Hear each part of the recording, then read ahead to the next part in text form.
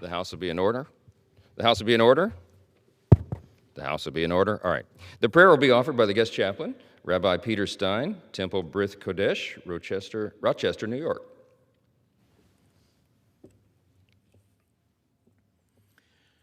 Source of blessing, I pray that today will bring us closer to a world of justice and peace. God, watch over the members of this Congress. May you be blessed with wisdom and courage.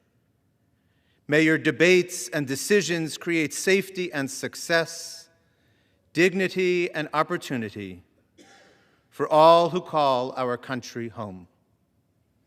Lead them with a spirit of discernment, humanity, and restraint. Guide them with a commitment to the common good. I pray for your loved ones, that they remain safe and you remain in their nourishing embrace. As you do your work on Capitol Hill, may your leadership stand on the values of compassion and respect, making this place a beacon of light that extends from sea to shining sea. May you remain steadfast in the pursuit of the vision of a nation of liberty and justice for all, a home for all who yearn to breathe free. Amen. Amen. The chair has examined the journal of the last day's proceedings and announces to the House the approval thereof. Pursuant to Clause 1 of Rule 1, the journal stands approved. Pledge of Allegiance will be led by the gentleman from New York, Mr. Morelli. I ask members to stand for business to join me in the pledge to the flag. I pledge allegiance to the flag of the United States of America and to the republic for which it stands, one nation, under God, indivisible, with liberty and justice for all. Without objection, the gentleman from New York is Mr. Morelli is recognized for 1 minute. I ask unanimous consent to address the House for 1 minute and revise and extend my remarks. The chair will entertain up to 1 minute. Gentleman is recognized. Thank you, Mr. Speaker. I rise today with great gratitude for the opportunity to welcome Rabbi Peter Stein as our guest chaplain. One of the privileges of our role in Congress is to introduce spiritual leaders from across the country who reflect the depth and diversity of faith in America. This tradition is more than ceremonial. It is a living expression of one of the most fundamental freedoms, the freedom to worship, to lead, and to serve according to one's faith. Rabbi Stein embodies that calling. As the senior rabbi of Temple Brith Kodesh, he has devoted decades to guiding his congregation with wisdom, compassion, and a deep commitment to justice. He has built bridges across faiths, worked to confront divisions and polarization, and reminded us that even in disagreement, there is a responsibility to listen, to learn, and to treat one another with dignity. Rabbi Stein, we are honored by your presence today, grateful for your leadership, and thankful for the example you set. May your words continue to guide us in the work ahead. With that, Mr. Speaker, I yield back. The chair will entertain 5 further requests for 1-minute speeches on each side of the aisle. For what purpose does the gentleman from Pennsylvania seek recognition? Mr. Speaker, request unanimous consent to address the House for 1 minute and to revise and extend my remarks. Without objection, the gentleman is recognized for 1 minute. Thank you, Mr. Speaker. I rise today to highlight the Juniata Valley Council American Heritage Camporee, which I had the privilege of attending this weekend.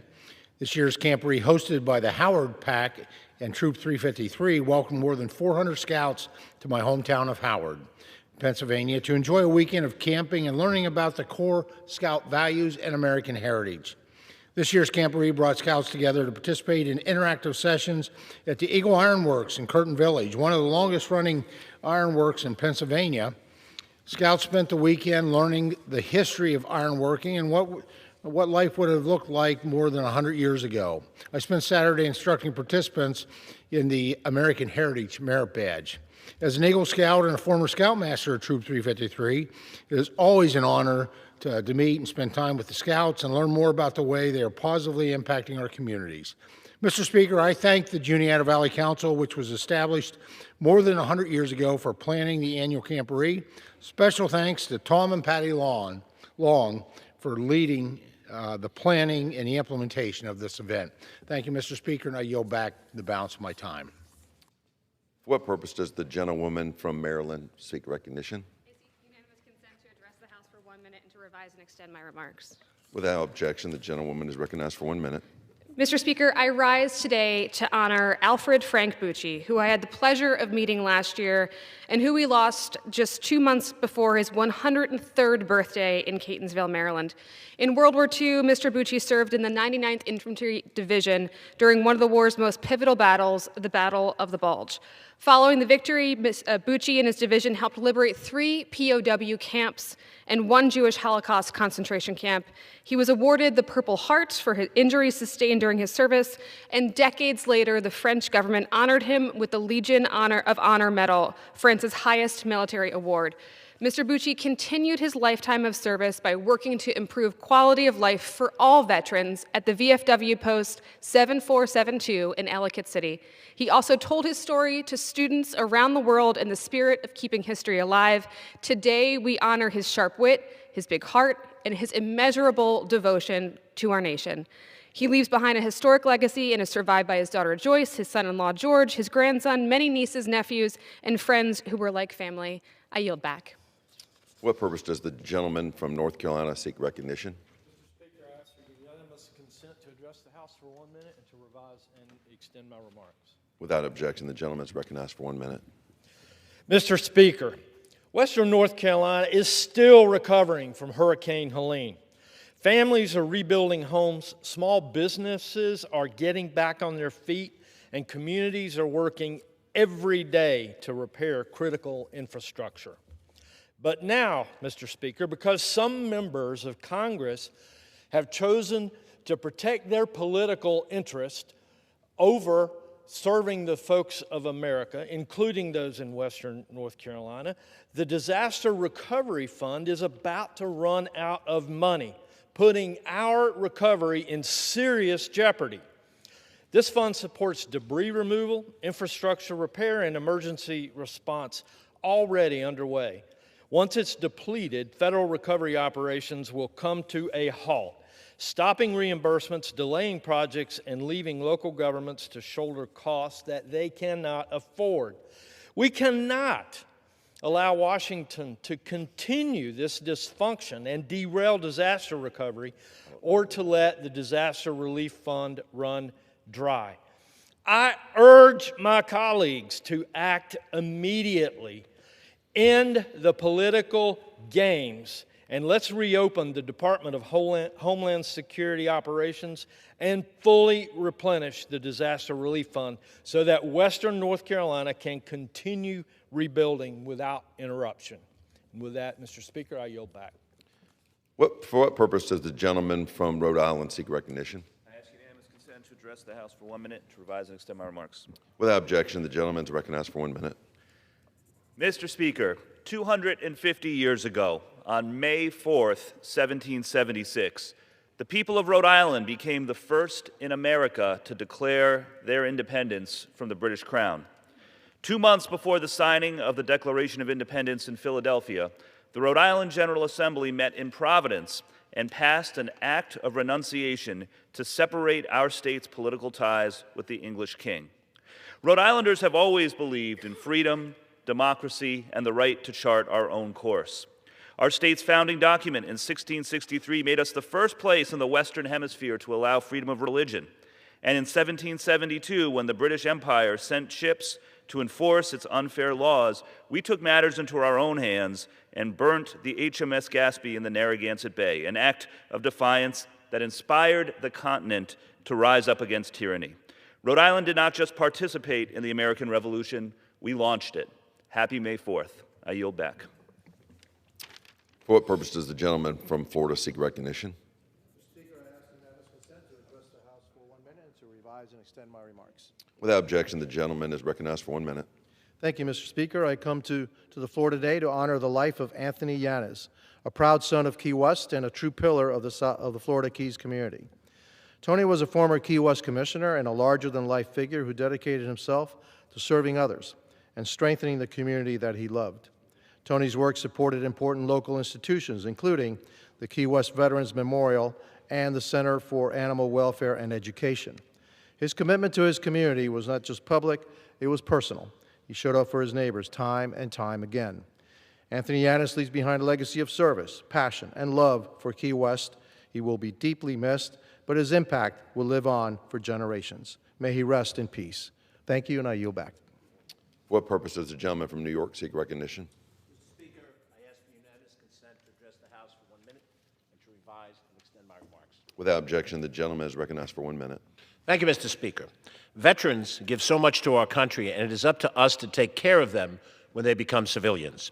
That means quality, easy-to-access care at VA hospitals and outpatient facilities, and benefits for disability diagnosis, purchasing a home, or learning skills to rejoin the workforce.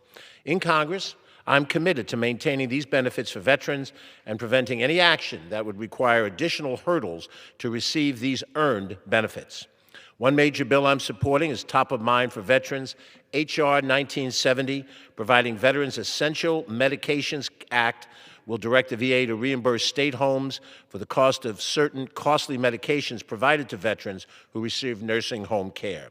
Last year, I visited the Bronx VA Medical Center to speak with staff and veterans about the high quality of services provided there. It's clear that the VA staff is doing everything they can to care for and improve services for veterans. We will push back against any cuts by this administration that renege on our commitment to our veterans.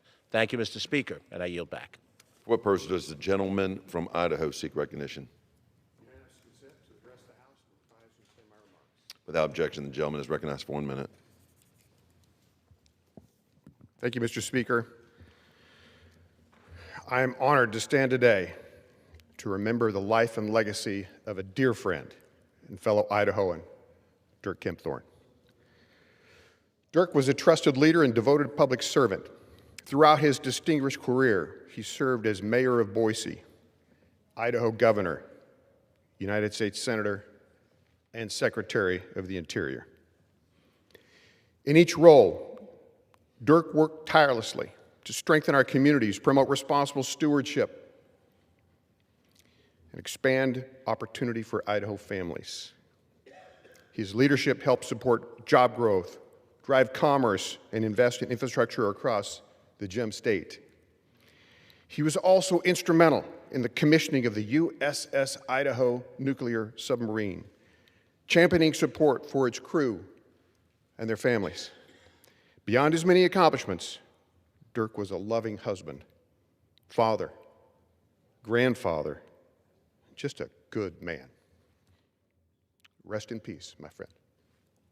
Yield back. The chair announces the speaker's appointment. Oh, I'm sorry. For what purpose does the gentleman from California seek recognition? I rise to address the House for 1 minute and to revise and extend my remarks. The gentleman is recognized for 1 minute. Mr. Speaker, I rise today to honor my dear friend, Eva Whitby, who recently passed away, and I send my deepest condolences to her devoted husband, Alex Liu, and family. Eva lived the American dream. She came to the United States as a student with nothing and worked tirelessly to build a very successful business. No matter how much she achieved, she never stopped giving back or lifting others up. Even when her business struggled during COVID, and as she battled late-stage cancer, Eva never gave up. She faced every challenge with strength, dignity, and determination. Her life was not defined by hardship, but by courage and resilience. She showed all of us what it means to keep moving forward, no matter the odds. I'm very grateful for Eva's friendship, and I will strive to live up to the example she set every single day. With that, I yield back. The chair announces the speaker's appointment pursuant to 2 U.S.C. 2062 in the order of the House of January 3rd, 2025, the following individuals to the Advisory Board of the House of Representatives Child Care Center.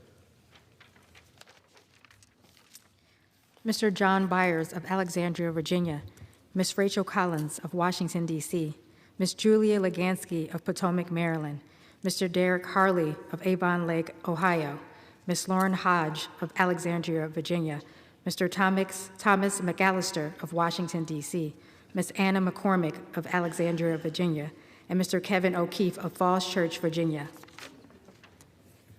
The chair announces the speaker's appointment pursuant to Section 1095 Sub B Sub 1 Sub A of the National Defense Authorization Act for fiscal year 2026, Public Law 119-60. The order of the House, January 3rd, 2025, the following individual on the part of the House to the Commission of National Defense Strategy. Mr. Robert O'Brien of Heber City, Utah.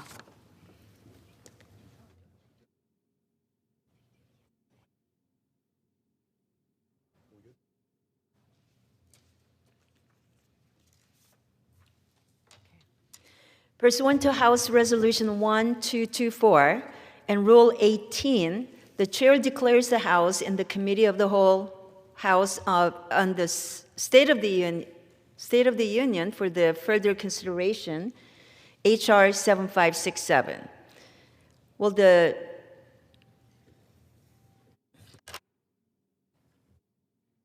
the gentleman from Florida, Mr. Patronis, kindly take the chair?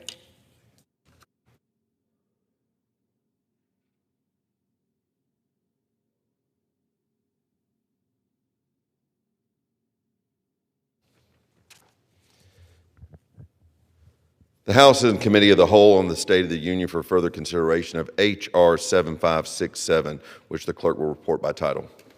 A bill to provide for the reform and continuation of agricultural and other programs of the Department of Agriculture through fiscal year 2031 and for other purposes. When the Committee of the Whole rose earlier today, a request for recorded vote on amendment number 47, printed on Part B of House Report 119-628, offered by the gentleman from Texas, Mr. Self, had been postponed. It is now to consider the amendment number 49, printed on Part B of House Report 119-628. For what purpose does the gentleman from Indiana seek recognition? Mr. Chair, I have an amendment at the desk. The clerk will designate the amendment. Amendment number 49, printed in Part B of House Report number 119-628, offered by Mrs. Sparks of Indiana. Pursuant to House Resolution 1224, the gentlewoman from Indiana, Ms. Spratz, and a member of each opposing will have 5 minutes. The chair is recognizing the gentlewoman from Indiana. Thank you, Mr. Chair. This amendment is very simple. Does Congress really care about American farmers and consumers, or about big ag screwing them on the farms and in the grocery stores? Does Congress really care about affordability, or is it just a lip service during an election year? All this bill does is exempt large tractors and combines from unreasonable Clean Air Act emission standards we already wait for military equipment in the name of national security. But isn't not food security just as much national security? And really, how much damage to the environment is a combine going to do in 2 weeks in the field? These emission standards, however, are doing real damage to family farms and grocery prices. They make equipment extremely costly, prone to breakdowns, and less reliable, causing delays, fires, and higher prices for consumers. Ask any farmers about DEF, diesel exhaust fluid, and you will hear it. Farm equipment and input costs have increased 30 to 100% in just 5 years. Farmers are struggling to survive, and consumers are struggling to afford groceries. This regulation only benefits large manufacturers like John Deere, controlled by billionaires like Bill Gates and BlackRock CEO Larry Fink. You will hear a lot of BS arguments about the environment, but this has nothing to do with it. It's all about benefiting Wall Street and billionaire donors, while screwing farmers and consumers. And is it not interesting that John Deere runs 2 production lines, one to screw American farmers under heavy regulations, and one for Brazilian farmers with no emission standards? How is American farmers supposed to compete with that? And no one seems to care about those same tractors being used in Brazil and the rainforest lands of the planet being destroyed. Democrats destroyed American mining and manufacturing, and now we appease China. Now they want to do the same to American farming, leaving us begging Brazil to feed us. Brazil which has teamed up with Russia and China to take us down. I know that big ag lobbyists are working hard through congressional staff, which many of my colleagues unfortunately are controlled by, to defeat this amendment. These staffers have never held a real job. They're not going to be sweating, fixing combine, getting covered with diesel, fuel, grease, and chemicals, losing family farms, or struggling to put food on the table. They will be eating steak dinners at fancy restaurants in DC and trying to figure out how they can sell out our country to big money so they can get $1 million paycheck at the age of 30. So if my colleagues truly care about affordability, not Wall Street donors, I urge them to support this common sense amendment. I reserve. The gentleman reserves. For what purpose does the gentlewoman from Minnesota seek recognition? Mr. Speaker, I rise in opposition to this amendment. I yield myself such time as I may consume. The gentlewoman is recognized for 5 minutes. Well, just wow. Just wow. That entire speech is just wow. At the end of the day, we are sitting here talking about the Farm Bill. And this amendment does nothing to materially address the very real issues farmers are facing as they look at planting season today. And all I could really hear is the word Brazil. We have forced our largest export markets, like China, to Brazil and Argentina because of bad policies from this administration. I'm pretty sure that my farmers back home in Minnesota are far more concerned about how they're going to afford fertilizer to make it to next year without a substantial loss than they are about emission standards on their tractors. And the cost of diesel, it's gone up 50% since the start of the war in Iran. Where are my colleagues' amendments today forcing this administration into policies that actually help family farmers? The tariffs have sent our trading partners to other markets, perhaps never to come back. And let's talk about the domestic markets that we could be expanding into in this country, like year-round E15. But are we taking a vote on year-round E15 today? No, because my Republican colleagues cannot even get themselves pulled together. Folks, if we're going to talk about helping farmers' bottom line, this bill and this amendment, it does nothing to help them. We are going to be right back where we are 1 year from now, asking what is going to save family farms if we pass this version of a farm bill. And this amendment does absolutely nothing to help anyone. When we think about this farm bill, we think about the $187 billion in cuts to the SNAP program. That's $25 billion, folks, directly to farmers' bottom line. You know what else was $25 billion so far? According to the Secretary of Defense, the war in Iran, $25 billion. We're here talking about a skinny farm bill that adds no cost to anything when we just spent in the last 60 days $25 billion on a war in Iran that no one wants. Folks, this amendment is terrible, not to mention the critical role of the Clean Air Act in making sure that the health and safety of Americans across this country is secure. You know why Brazil is getting all our business? Because they're cutting down the rainforest.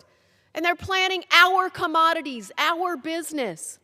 I urge my colleagues to oppose this amendment, and I reserve the balance of my time. The gentlewoman reserves. The gentlewoman from Indiana is recognized. Mr. Chair, can I inquire how much time I have remaining? Minutes. Thank you, Mr. Chair.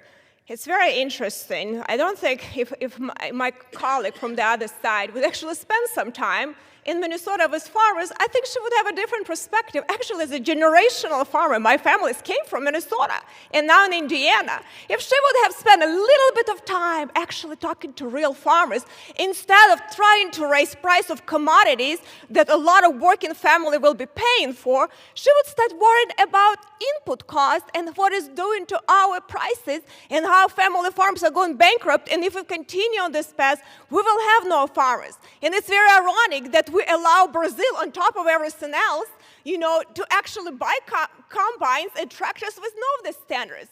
It's really sad for me to see what this institution has become. I came from very terrible country with communist corruption and see how reckless, how heartless we became, and how we don't really care about real people on the ground, that hardworking farmers, hardworking Americans that are trying to make ends meet and try to just increase prices from everyone and getting out of the business because they know if they create oligopolies in farming and farmers are going to lose their farms, they're going to control them, go drag them to this committee, and they're going to be puppets to the government, and that's what they want. That's the country I grew up in. And I hope we have some people in this institution that still care about real people on the ground, not big donors, not BS presentations, and all of this Wall Street funds like BlackRock that makes a ton of money on it. I reserve. The gentlewoman reserves. The gentleman from Minnesota is recognized. Mr. Speaker, my beautiful congressional district in Minnesota is 40% covered in corn and soybeans every single summer. And right now, those farmers, they have nowhere to sell their crops. And why is that? Because we have systematically, under this administration's policies, created a situation where there are no export markets. Folks, I don't know where we're talking to family farmers, but the ones that I talk to, their input costs are so high, and that's being driven by bad policy. Their input costs are high because fertilizer costs are out of control, and apparently the administration doesn't even know how much farmers have already secured their fertilizer. It's just nonsense what the Secretary of Agriculture said about, nah, they've already bought their fertilizer, so this doesn't matter whatsoever. And what about diesel cost? We know that farmers are facing a loss, and instead of standing here today and talking about more farm relief because of the bad policies of this administration, the Farm Bureau says that our farmers have lost $54 billion in the last year. And the administration offers $12 billion in relief, a small fraction of what is needed. Well, we have a bill. We had an amendment. It wasn't made in order. $17 billion in additional relief to our family farmers. But this administration, they don't want to do that. They want to keep promising the world and telling the farmers that they love them and then absolutely doing nothing to help our family farmers. E15 is a good example. We could expand our domestic markets in this country today, but no, we've said, Lucy with the football again on E15. We're going to take it away, and we'll come back in 2 more weeks. And reporting is that they're going to change the bill at this point. If you want to change the bill, change it back to my bill that would allow for year-round E15 that actually would save money. And with that, Mr. Chair, I yield my time.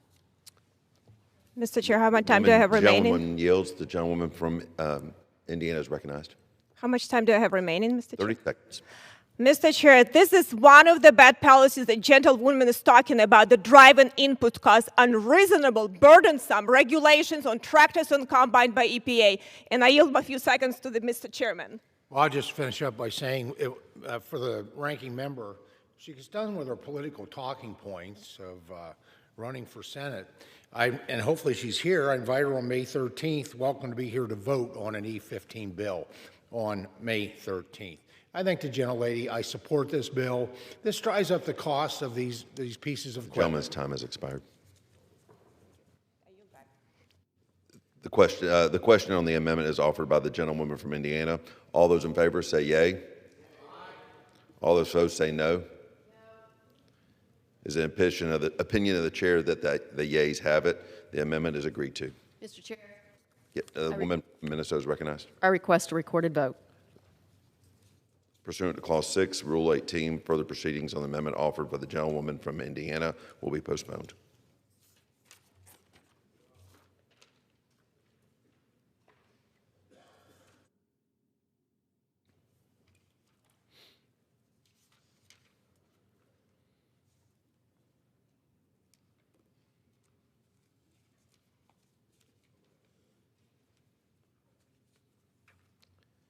It is now the order to consider Amendment Number 50, printed in Part B of House Report 119-628.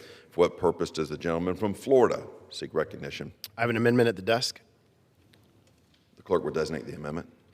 Amendment number 50, printed in Part B of House Report number 119-628, offered by Mr. Stubbe of Florida.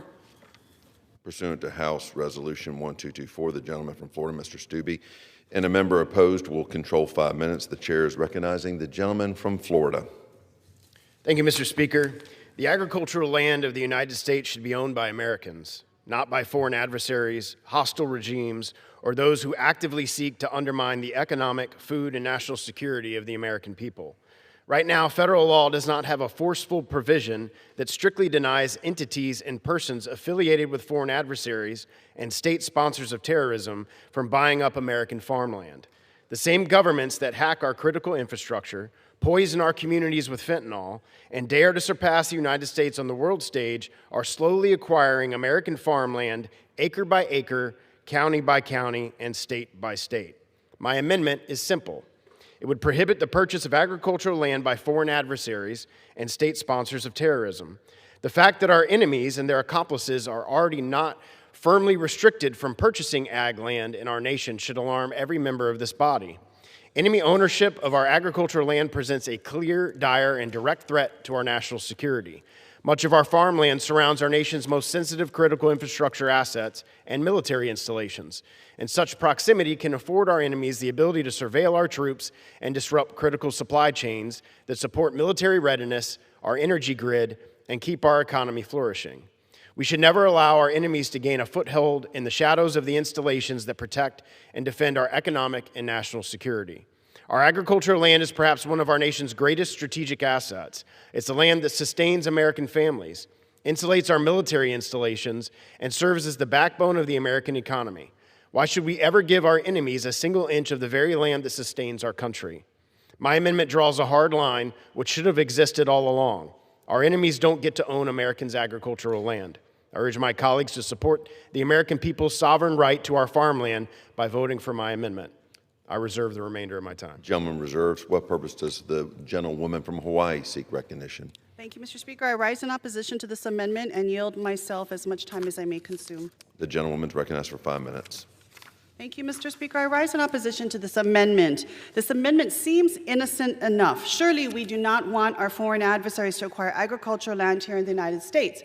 But ultimately, this is a solution in search of a problem. As of December 2023, the USDA reported that foreignly held agricultural land has resulted in approximately 3.5% of all the agricultural land privately held in the United States.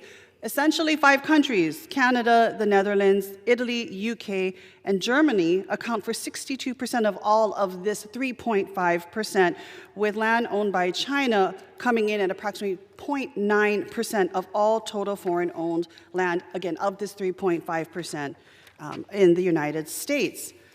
The definition is also very general and leaves the president with a lot of discretion to decide which countries or people fit within the definition. We have seen President Trump turn against longstanding allies and partners, calling them adversaries and targeting individuals who stand up to him or refuse to bow down before him.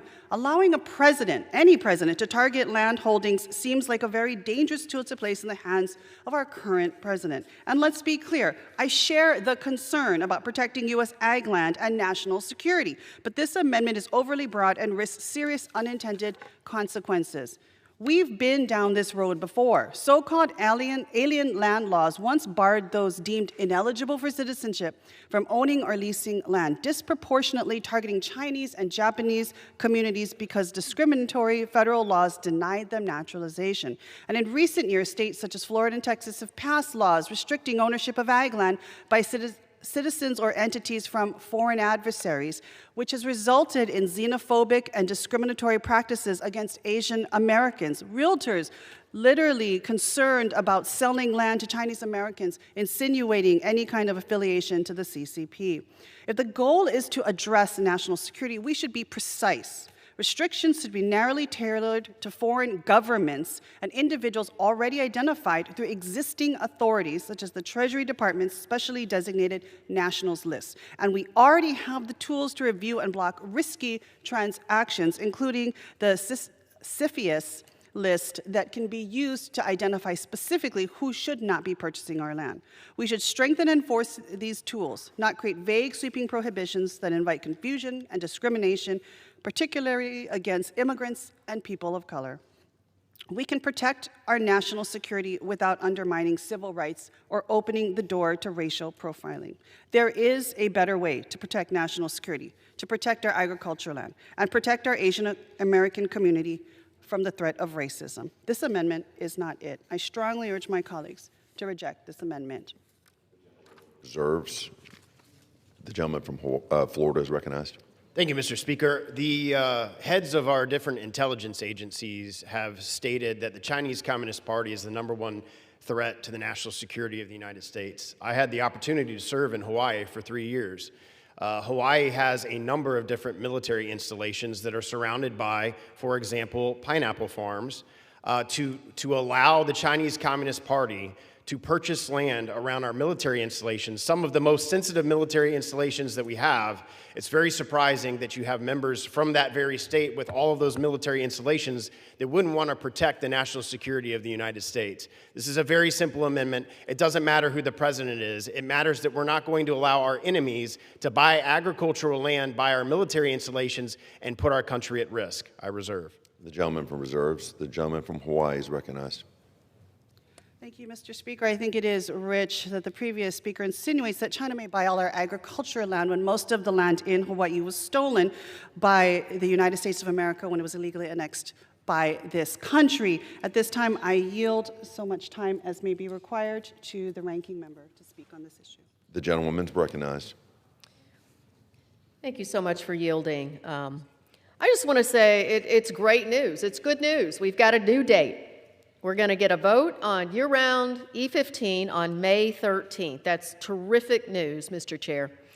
I remember, though, that there was a partisan working group put together earlier this year, and we're supposed to get a deal by February 15th, and then it was supposed to be on the floor by February 25th. So I would say forgive my skepticism, but this certainly looks like every time you have a deal, we have a deal for a vote on year-round E15, there is an uprising in the Republican caucus, and somehow my Republican colleagues from Midwest states, where farm bankruptcies are up 70% this year, get rolled. Folks, Mr. Chair, I would remind my colleague from the other side of the aisle that everybody here is running for election to something in the next election cycle, so I clearly don't understand why it's being raised what I'm running for, but except the people who are retiring from the Republican conference in record numbers who are not seeking re-election. Currently, the vote on the Farm Bill, I would just remind us all, can't go to the Senate. The Farm Bill cannot go to the Senate without a vote on E15. So I would hope, although I remain skeptical, that anything is going to go smoothly in this conference, that conference. I hope that we do get our long-awaited vote on year-round E15. The last time E15 year-round passed was 2022, and Democrats were in the majority when it passed the House. Again, I hope, finally, Republicans can get their act together and figure out a path forward and give us a vote on year-round E15. And I yield back. Gentleman. Yes, the gentlewoman from Hawaii's time has expired. The gentleman from Florida is recognized. Thank you, Mr. Speaker. This amendment doesn't have anything to do with E15. I'd like to yield the remainder of my time to the chairman of the Agriculture Committee, G.T. Thompson. The gentleman's recognized. Thank you, Chairman. Thank you, gentlemen, for yielding. You know, they say an ounce of prevention is worth a pound of cure. And this is not the first time that we have been threatened with foreign entities purchasing up agriculture assets, be it production or processing. In the 1970s, it was Japan. And as a result of that, there are 29 states that have laws that restrict to some degree foreign ownership or investments in private agricultural land within their state. But up to this point, the federal government has failed to do its job because we have not had an agriculture presence in the CFIUS committee. By the way, we correct that in this bill. In this piece of legislation, Farm Food and National Security Act, and the gentleman's amendment really complements that. Agricultural land is a strategic asset tied directly to food supply, and restricting foreign ownership help ensures that adversarial nations or entities, whoever those adversaries may be in the future, cannot gain control over land near a sensitive site, or quite frankly, cannot control our food supply. Foreign entity controlling your food supply will control your nation. Keeping agricultural land in the hands of U.S. producers and away from adversarial nations supports long-term stability in food production, reduces reliance on foreign-controlled resources, and ensures that land use decisions align with national interests rather than with external economic or political priorities. And the CFIUS interagency group, which under this bill the Secretary of Agriculture would be a part of, would have that to be able to do their due diligence of that. Food security is national security, and that's why I urge my colleagues to vote in support of this amendment. Time's expired. The question for the amendment offered by the gentleman from Florida. All those in favor say aye. All those opposed say no. In the opinion of the chair, the ayes have it. The amendment is agreed to.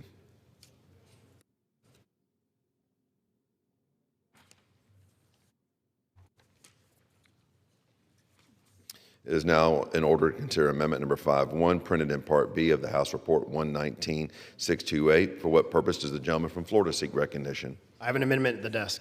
Clerk will designate the amendment. Amendment number 51, printed in Part B of House Report number 119-628, offered by Mr. Stubbe of Florida. Pursuant to House Resolution 1224, the gentleman from Florida, Mr. Stubbe, and a member opposed to each will control 5 minutes. The chair recognizes the gentleman from Florida. Thank you, Mr. Speaker. I rise today to offer an amendment defending the integrity of honey and the livelihood of the Americans who produce it. My amendment establishes clear, direct, and enforceable testing standards for pure and authentic honey and ensures that claims regarding honey's purity, floral source, origin, grade, and authenticity are backed by rigorous and verifiable testing here in the United States. All under standards we control, laboratories that we oversee, and methods that we recognize. And it makes one thing unmistakably clear. Foreign certifications on their own cannot be used to prove the authenticity of purity of honey. Today, our markets are flooded with diluted, falsely labeled, adulterated, and fake honey. Far too often, such inauthentic honey is imported to our country and lands on the shelves of American grocery stores to the deceit of the American consumer and to the discredit of the thousands of American beekeepers and honey producers across our country. This is not just a technical oversight, but confirmation of an exploited system that favors foreign producers over the Americans that keep our food supply stable and our economy flourishing. And while this exploitation continues, American beekeepers and honey producers are being undercut in their own market, forced to compete against fraud dressed up as food. But most importantly, my amendment upholds the principle that consumers deserve to not be deceived in the foods that they consume. This amendment helps to restore trust for the American consumer, returns fairness for honey producers, and sends a message to the United States we will not be a dumping ground for fake and fraudulent products that cheat producers and mislead consumers. I urge my colleagues to stand with American producers and support my amendment. I reserve. The gentleman reserves. What purpose does the gentlewoman from Minnesota seek recognition? Mr. Speaker, I rise in opposition to this amendment, and I yield to myself such time as I may consume. The gentlewoman is recognized for 5 minutes. Mr. Speaker, it's extremely important to support a regulated, safe supply of honey products in the United States. And while I believe we can move forward on testing and creating a more consistent market, the complete exclusion of testing in some of our most reliable trade partners is an issue in this text. I believe there's a compromise between better testing and creating rifts between trusted exporters. I look forward to working with the Congressman on honey regulation through the FDA. But I will have to vote no on this amendment today. And with that, I'd like to yield my time to Mr. McGovern. Thank you, Mr. Speaker. I just want to remind everybody what's happening. I did this last night, but I feel I have to do it again today. We are considering on the floor a 5-year farm bill that, quite frankly, does nothing for our farmers and screws over poor people and maintains the nearly $200 billion in cuts to SNAP. It is going to make hunger worse in this country. It may not matter to my Republican colleagues, but it matters to many of us on this side of the aisle. And I want to remind my friends that hundreds of amendments were offered, including many by Republican members of Congress, and hundreds of those amendments were blocked by this Republican leadership. 70% of Republican amendments were blocked. That should bother everyone on the Republican side. 90% of Democratic amendments were blocked. And all of this was debated. Most of this bill was debated in the middle of the night. I mean, I was on the floor at 12 midnight, 1 o'clock in the morning. This is what Republicans do. They bring important bills to the floor in the middle of the night. They're like vampires. I mean, they're afraid to talk about this stuff in the light of day. You know, and here we are now wrapping this up in the early, at 9:45. But the majority of this bill was debated when everybody was asleep. This is crazy. This is a lousy process. And one of the things I've learned in my years here is that crappy processes, give way to crappy pieces of legislation. In fact, the way this is written, if anyone bothers to read it, I mean, the word I would use to describe it, I can't use on the House floor because my words would be taken down. We need to do better here.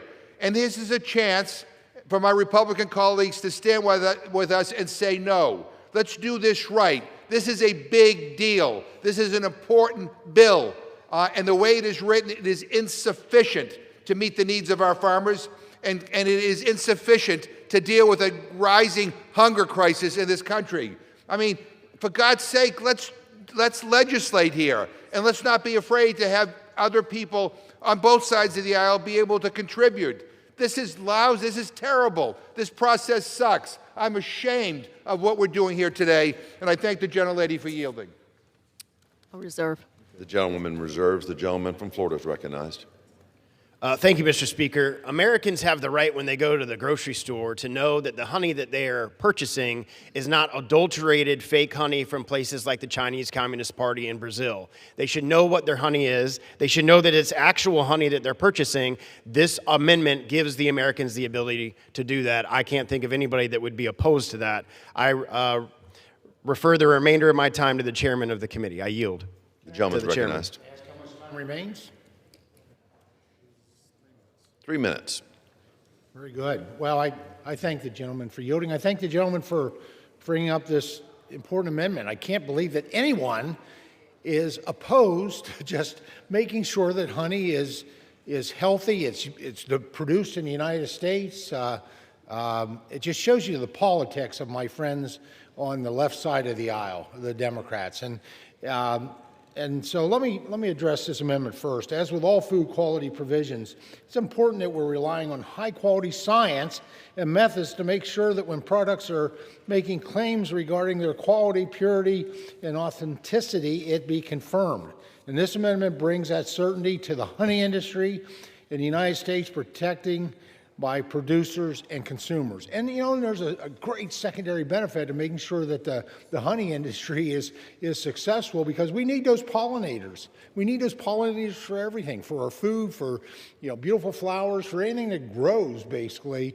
Pollination is such an important part of that. And so to be opposed to this amendment is to be opposed to American agriculture. But I'm not surprised by that. The accusations of that this is a partisan bill, I wish people were paying closer attention. I think folks that know this bill know that we are. This is a bill that has, 140, the core of it, 140 bipartisan Republican and Democrat bills, marker bills in this. 40 bills just led by Democrats that went into this. When we did the amendment in the committee, 100 amendments. 100 amendments in the committee markup process, and what got adopted was basically 50-50. Half and half. And today, if you're really paying attention to what's happening on the floor, it's probably 50-50 today. I didn't do the actual math, but there's a lot of amendments that have been made not only in order, but were accepted by voice vote that were offered by my friends who are both Democrats and Republicans, and that this bill passed with bipartisan votes out of committee. So the political talking points for November that this is a partisan vote, our partisan bill, are just outrageous. You can't hide from the truth. And so, but getting back to the sweet topic of honey, I think this is a great amendment, and and I support this amendment, urge my colleagues to do the same, and I yield back. Gentleman reserves. Gentleman from Minnesota is recognized. Mr. Chairman, can I inquire on time? 2 minutes. Thank you. Again, with respect to this amendment, I do believe there's a compromise between better testing and creating rifts between our trusted exporters. And the minority would be happy to work with the majority and the congressman on honey regulation through FDA, but we don't believe that this is the answer. You know, many of us were here pretty much all night last night. And what was interesting on the House floor during that time is after hours of delay in actually starting general debate on the Farm Bill, both sides of the Republican Party, both factions in the Republican Party who were negotiating for and against E-15 came back claiming victory. And I'm just raising this issue because I personally witnessed both sides saying that they had a gentleman's agreement to bring E-15 to the floor and not to bring E-15 to the floor. And I would just caution my colleagues on the other side of the aisle who believe that there is a deal to get E-15 to the floor, that there are some antics and tricks related to going back to the Rules Committee that folks may be planning. Look, at the end of the day, unfortunately, Republican leadership has a history of promising something different to a number of different factions within the Republican Party. I mean, hell, Democrats over here, you don't need us to be your adversary because you're your own worst enemies these days. We just sort of pop the popcorn and watch this stuff happen. But as this happens, I'm not rooting for you all to be at war with each other. I'm rooting for good public policy in this country. Year-round E-15 is not getting a vote today. And to me, that is a really sad day that the Republican conference can't vote for a common sense bill that's going to lower the cost of gasoline at a time when the war in Iran is driving up gas prices. Thank you, Mr. Chair. I yield back. Gentleman from Florida is recognized. Thank you, Mr. Speaker. Americans want to know that when they buy honey from the supermarket or from their local grocery store, that it is authentic, genuine, not adulterated honey from another country. I yield back. The question on the amendment is offered by the gentleman from Florida. All those in favor say aye. Aye. All those opposed say no. No. In the opinion of the chair, the ayes have it. The amendment is agreed to.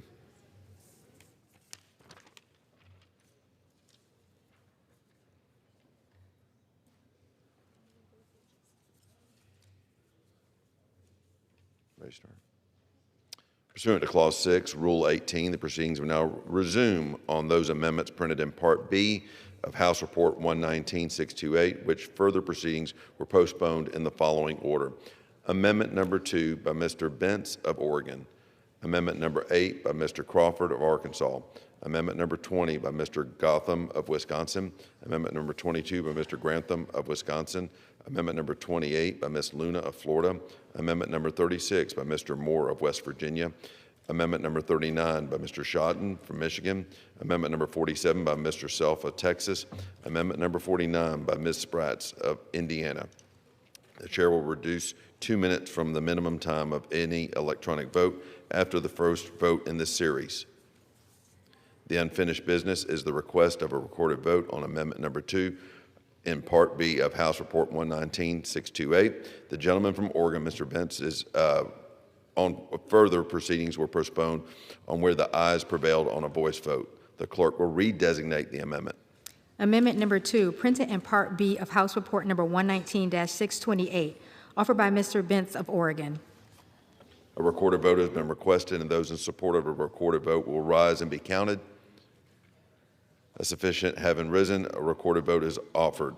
Members will record their vote by electronic device. This will be a 15-minute vote.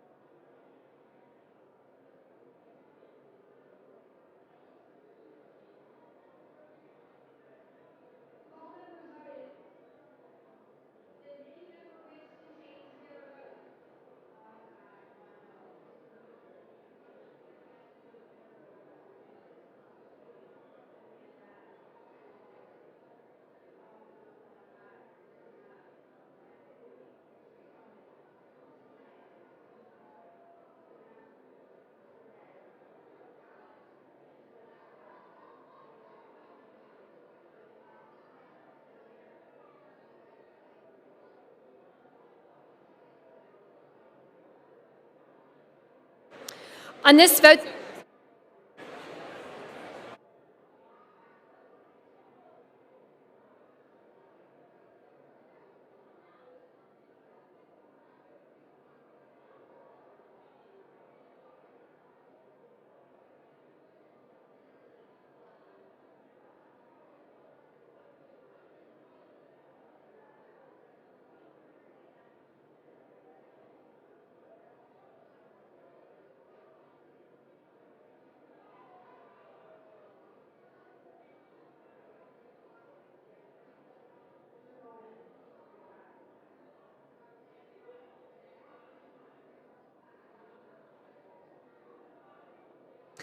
on this vote, on this vote,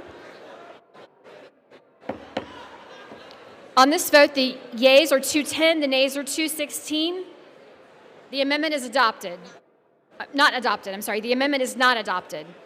The unfinished business is the request for a recorded vote on amendment number 8, printed in Part B of House Report 119-628 by the gentleman from Arkansas, Mr. Crawford, on which the further proceedings were postponed and on which the ayes prevailed by voice vote. The clerk will redesignate the amendment. Amendment number 8, printed in Part B of House Report number 119-628, offered by Mr. Crawford of Arkansas. A recorded vote has been requested. Those in support of the request for a recorded vote will rise and be counted. A sufficient number having risen, a recorded vote is ordered.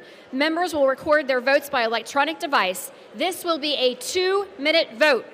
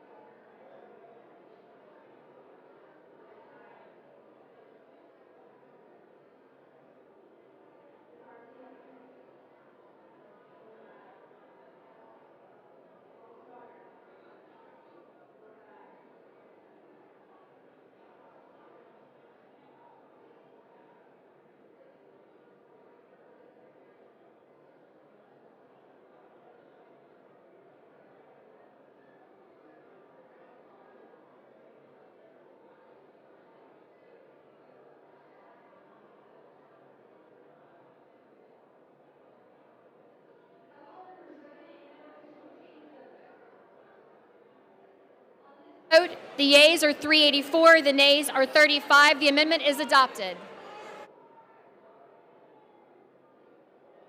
Unfinished unfinished business is the request for a recorded vote on amendment number 20, printed in Part B of the House Report 119-628 by the gentleman from Wisconsin, Mr. Grothman, on which the further proceedings were postponed, on which the ayes prevailed by voice vote.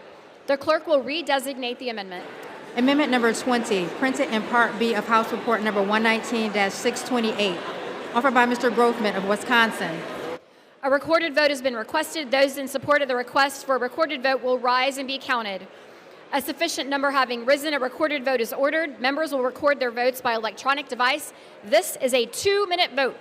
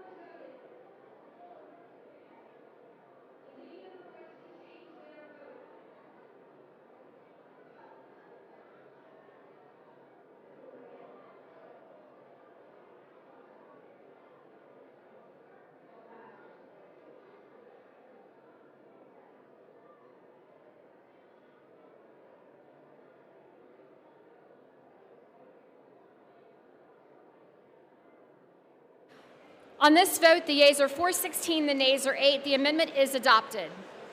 The unfinished business is the request for a recorded vote on amendment number 22, printed in Part B of the House Report 119-628 by the gentleman from Wisconsin, Mr. Grothman, on which the further proceedings were postponed and on which the noes prevailed by voice vote. Redesignate the amendment.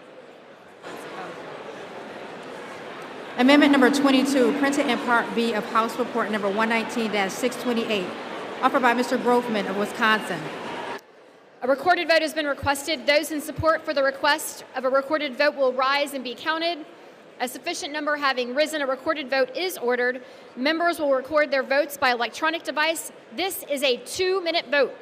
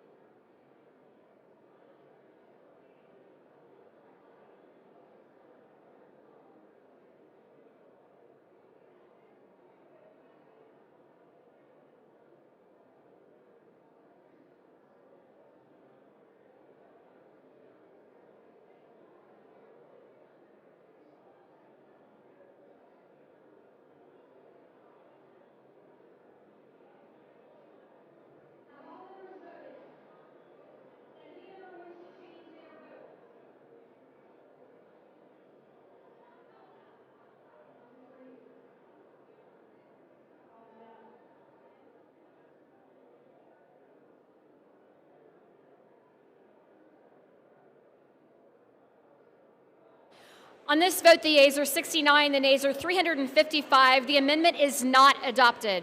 The unfinished business is the request for a recorded vote on the amendment number 28, printed in Part B of the House Report 119-628 by the gentlewoman from Florida, Ms. Luna, on which further proceedings were postponed, and on which the noes prevailed by voice vote.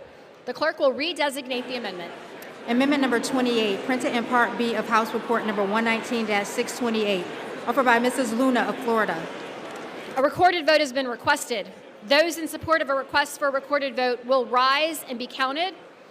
A sufficient number having risen, a recorded vote is ordered. Members will record their votes by electronic device. This will be a 2-minute vote.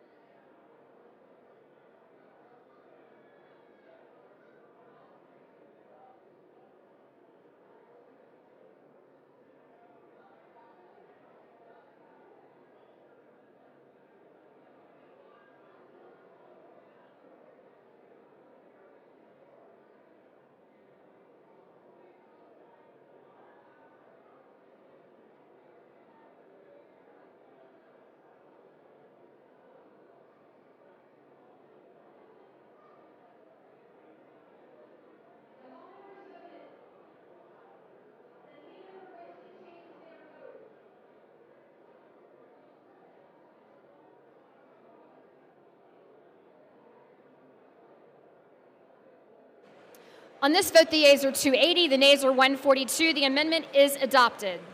The unfinished business is the request for a recorded vote on amendment number 36, printed in Part B of the House Report 119-628 by the gentleman from West Virginia, Mr. Moore, on which further proceedings were postponed and on which the ayes prevailed by voice vote. The clerk will redesignate the amendment. Amendment number 36, printed in Part B of House Report number 119-628, offered by Mr. Moore of West Virginia. A recorded vote has been requested. Those in support of a request for a recorded vote will rise and be counted. A sufficient number having risen, a recorded vote is ordered.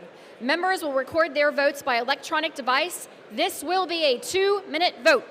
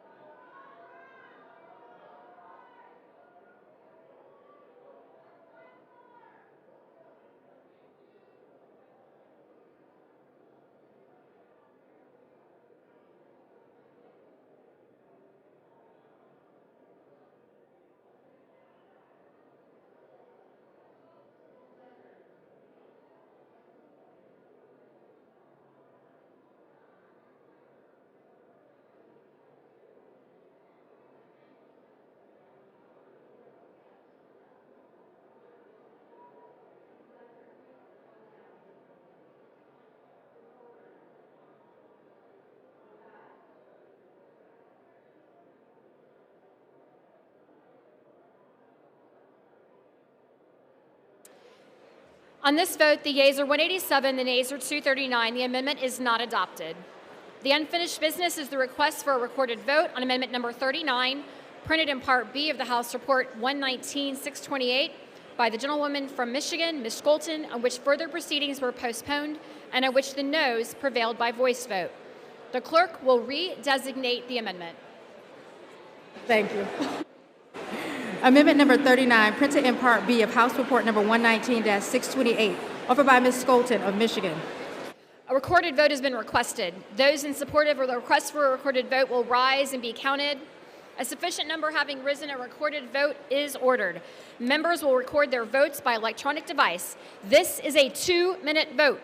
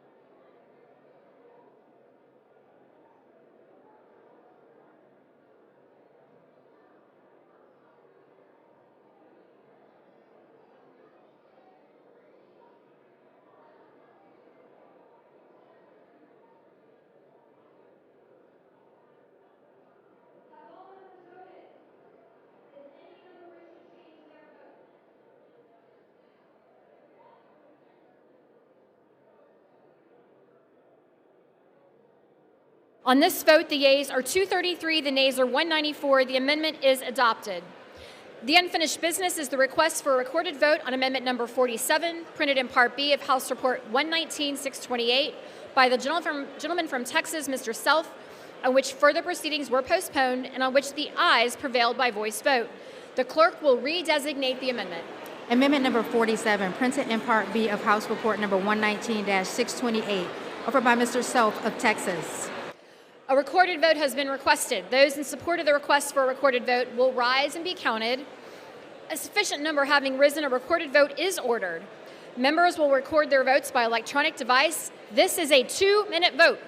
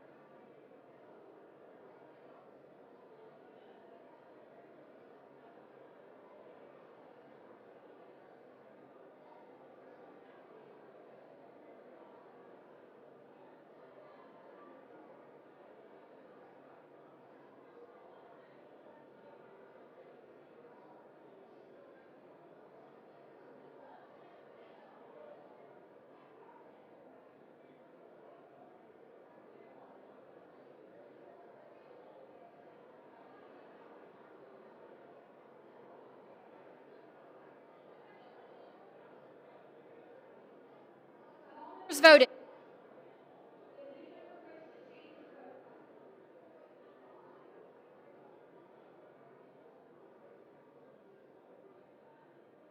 Vote the yeas are 186, the nays are 238. The amendment is not adopted.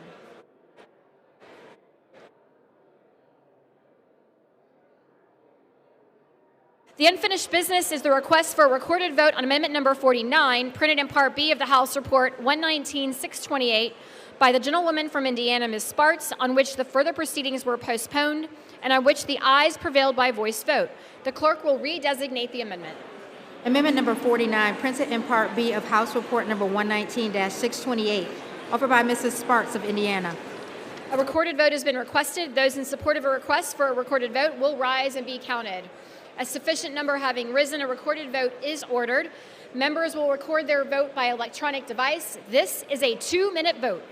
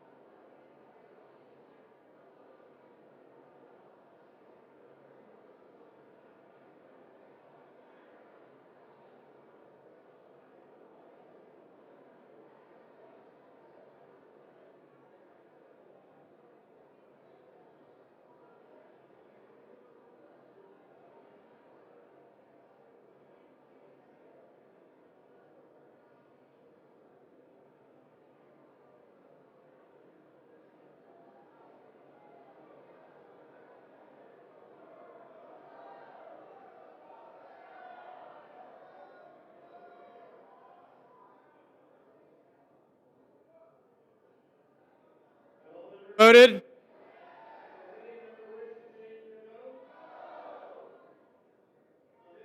Yeas are 215, the nays are 213.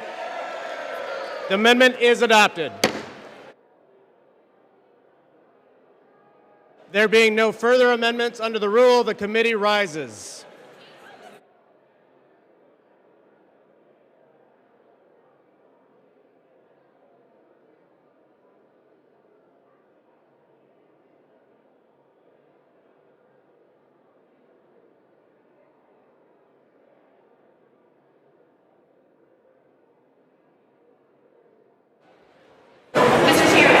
Madam Speaker, the Committee of the Whole House on the State of the Union has had under consideration H.R. 7567, Pursuant to House Resolution 1224, I report the bill as amended by that resolution back to the House with sundry further amendments adopted in the Committee of the Whole.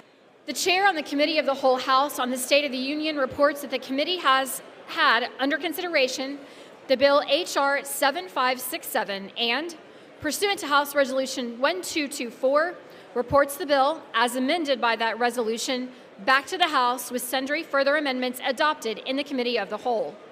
Under the rule, the previous question is ordered.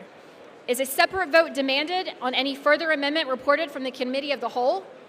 If not, the chair will put them in gross. The question is on the adoption of the amendments. Those in favor say aye. Those opposed say no. The ayes have it. The amendments are adopted. The question is on engrossment of the third reading of the bill. Those in favor, please say aye. Those opposed, no. The ayes have it. Third reading. A bill to provide for the reform and continuation of agricultural and other programs of the Department of Agriculture through fiscal year 2031 and for other purposes.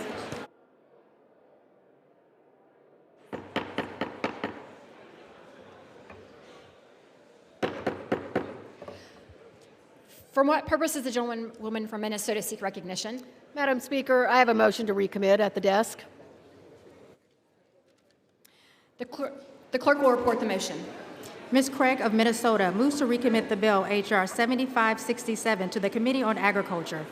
Pursuant to Clause 2B of Rule 19, the previous question is ordered on the motion to recommit. The question is on the motion to recommit. Those in favor say aye. Those opposed say no. In the opinion of the chair, the noes have it. Madam Speaker, I ask for the yeas and nays. The yeas and nays have been requested. Those in favor of voting by the yeas and nays will rise. A sufficient number having risen, the yeas and nays are ordered. Members will record their votes by electronic device. Pursuant to Clause 9 of Rule 20, this 5-minute vote on the motion to recommit will be followed by a 5-minute vote on passage of the bill if ordered. This is a 5-minute vote.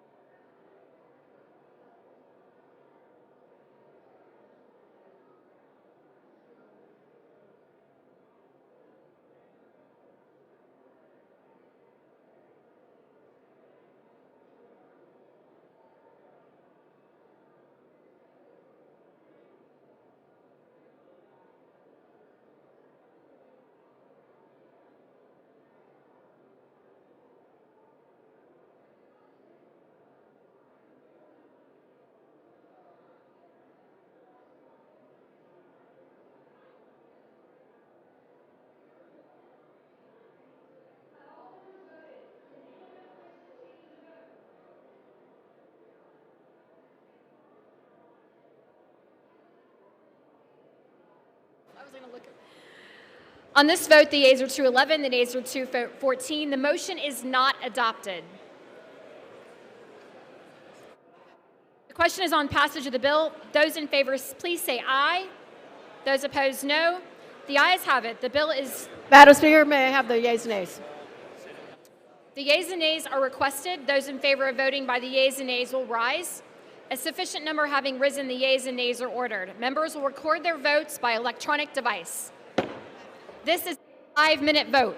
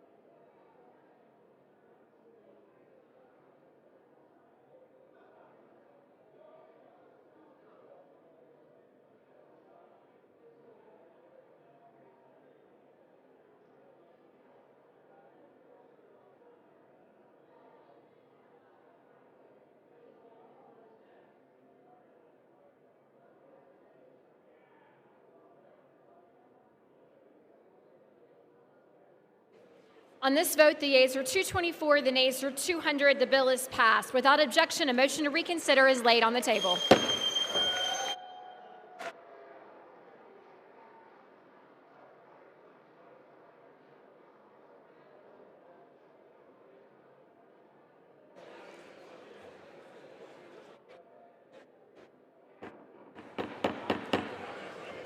The House will come to order.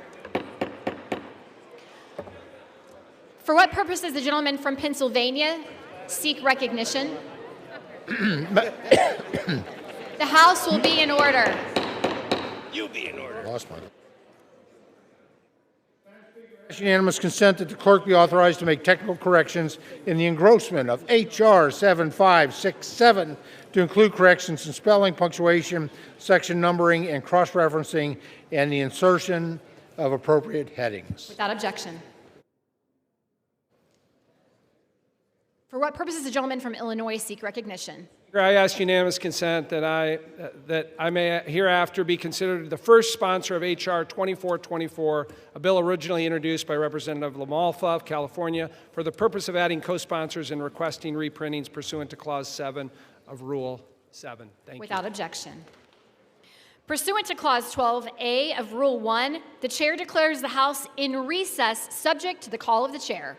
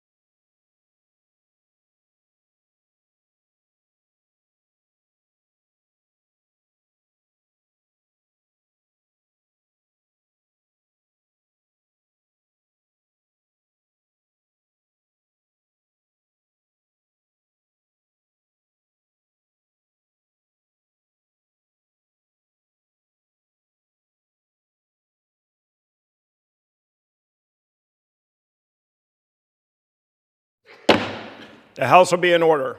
For what purpose does the gentleman from Missouri seek recognition? I ask unanimous consent to take from the Speaker's table the bill H.R. 7147 with the House amendment to the Senate amendment thereto, to recede from the House amendment and to concur in the Senate amendment. Objection is heard. Objection is heard. Pursuant to Clause 8 of Rule 20, the Chair will postpone further proceedings today on motions to suspend the rules on which a recorded vote or the yeas and nays are ordered, or votes objected to under Clause 6 of Rule 20. The House will resume proceedings on postponed questions at a later time. For what purpose does the gentleman from Missouri seek recognition? Mr. Speaker, I move that the House suspend the rules and recede from the House amendment to the Senate amendment to H.R. 7147 and concur in the Senate amendment. The clerk will report the title of the bill. H.R. 7147, an act making further consolidated appropriations for the fiscal year ending September 30th, 2026, and for other purposes. Senate amendment. Pursuant to the rule, the gentleman from Missouri, Mr. Alford, and the gentlewoman from Connecticut, Ms. DeLauro, will each control 20 minutes. The chair recognizes the gentleman from Missouri. Mr. Speaker, I ask unanimous consent that all members have 5 legislative days to revise and extend their remarks and include extraneous material on the measure under consideration. Without objection. Mr. Speaker, I yield as much time as I may consume. The gentleman is recognized. I want to begin with a simple reminder. We are here today to fully fund the Department of Homeland Security. Tomorrow, many of our dedicated DHS workers, heroes who show up each and every day to secure our borders, to screen our passengers in our airports, and protect our homeland, will be unpaid yet again. Some in the Department of Homeland Security will even begin to get furlough notices tomorrow. Republicans refuse to let that happen, Mr. Speaker. You know, we've tried to do this the right way. We've gone through the appropriations process. We passed all 12 bills to fully fund the 2026 budget. We had agreements at the very top level, including Homeland. But those agreements were not adhered to. We fully funded DHS in the House 4 times. We have sent the funding package over across this very hall to the Senate. And unfortunately, Mr. Speaker, it's come to this. We must pay our DHS workers. We must get back to no more games, no more delays. Let's get this done, and let's get back to work. I urge my colleagues to support this bill, and I reserve the balance of my time. Gentleman reserves. A gentlewoman from Connecticut is recognized. Thank you, Mr. Speaker. Let me just say that this is a victory for the hardworking men and women whose lives were put on hold by Republicans for 76 days. But these hardworking men and women, they continued to work while Republicans shut down this government and held them hostage. It is about damn time that you come forward and do this. We proposed this, I proposed it 79 days ago. I yield back. Reserve. The gentlelady reserves. The gentleman from Missouri is recognized. I'm reserving. The gentleman from Texas, Mr. Roy. The gentleman from Texas is recognized. I'm not going to take up too much time, given that I believe we're trying to expedite this and move forward. And we're in agreement on what we want to do to fund the Department of Homeland Security that we're going to fund here now. But the idea that we are isolating Border Patrol and isolating ICE is offensive to the men and women who serve in ICE and Border Patrol and are serving this country every single day to defend the people of this country. It is absolutely ridiculous that our colleagues on the other side of the aisle have done this to those men and women. And I want everybody to understand who's watching what's happening here right now, that while we are all unified in funding the rest of DHS, we are absolutely horrified that we are blowing up the appropriations process to target those brave men and women who are doing the Lord's work to keep us safe from cartels, from dangerous actors, and from illegal aliens across the streets of America that have been endangering the American people. I yield back. I reserve. The gentleman reserves. The gentlewoman from Connecticut is recognized. Would just say that those men, armed, masked agents marauding our streets and terrorizing people in our communities. We have, from the outset, wanted to negotiate how we deal with that in a separate way and fund everyone else in DHS, including Coast Guard, FEMA, Secret Service, cybersecurity. But it has been the Republicans have been intransigent and not willing to do that. But there we go. Today we're going to do it. It could have been done 76 days ago. I'll take it today. The men and women who are honorable, who are working every single day to defend this country, are going to be not held hostage any longer by my Republican colleagues. I yield back. The gentlewoman yields. The gentleman from Missouri is recognized. Mr. Speaker, I urge my colleagues to support this bill, and I yield back the balance of my time. The gentleman yields. All time for debate is expired. The question is, will the House suspend the rules and recede from the House amendment to the Senate amendment and concur in the Senate amendment? All those in favor say aye. Those opposed say no. In the opinion of the chair, 2/3 being in the affirmative, the rules are suspended. The House recedes from the House amendment to the Senate amendment, and the Senate amendment is agreed to. Without objection, the motion to reconsider is laid on the table.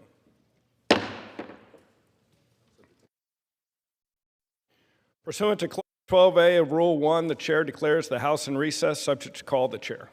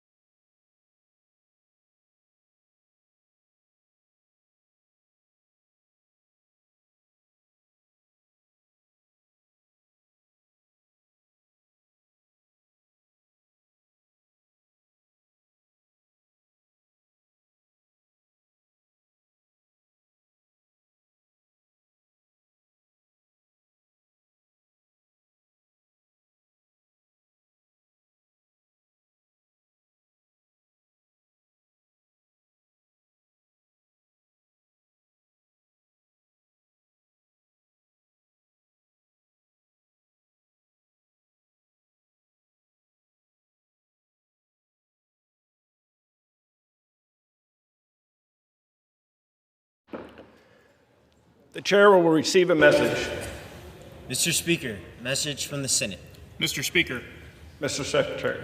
I've been directed by the Senate to inform the House that the Senate has passed S-4465, an act to amend the FISA Amendments Act of 2008 to extend the authorities of Title VII of the Foreign Intelligence Surveillance Act of 1978 and for other purposes, in which the concurrence of the House is requested.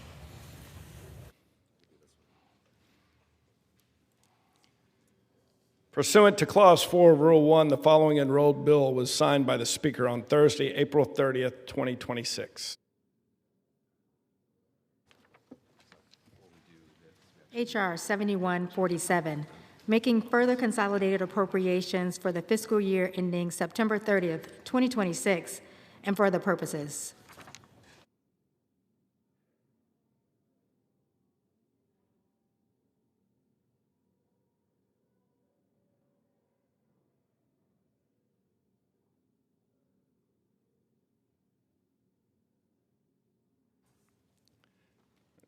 For what purpose does the gentleman from Ohio seek recognition? Mr. Speaker, I move to suspend the rules and pass S-4465. The clerk will report the title of the bill.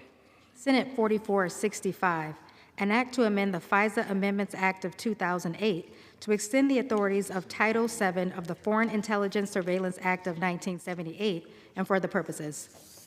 Pursuant to the rule, the gentleman from Ohio, Mr. Jordan, and the gentleman from Maryland, Mr. Raskin, each will control 20 minutes.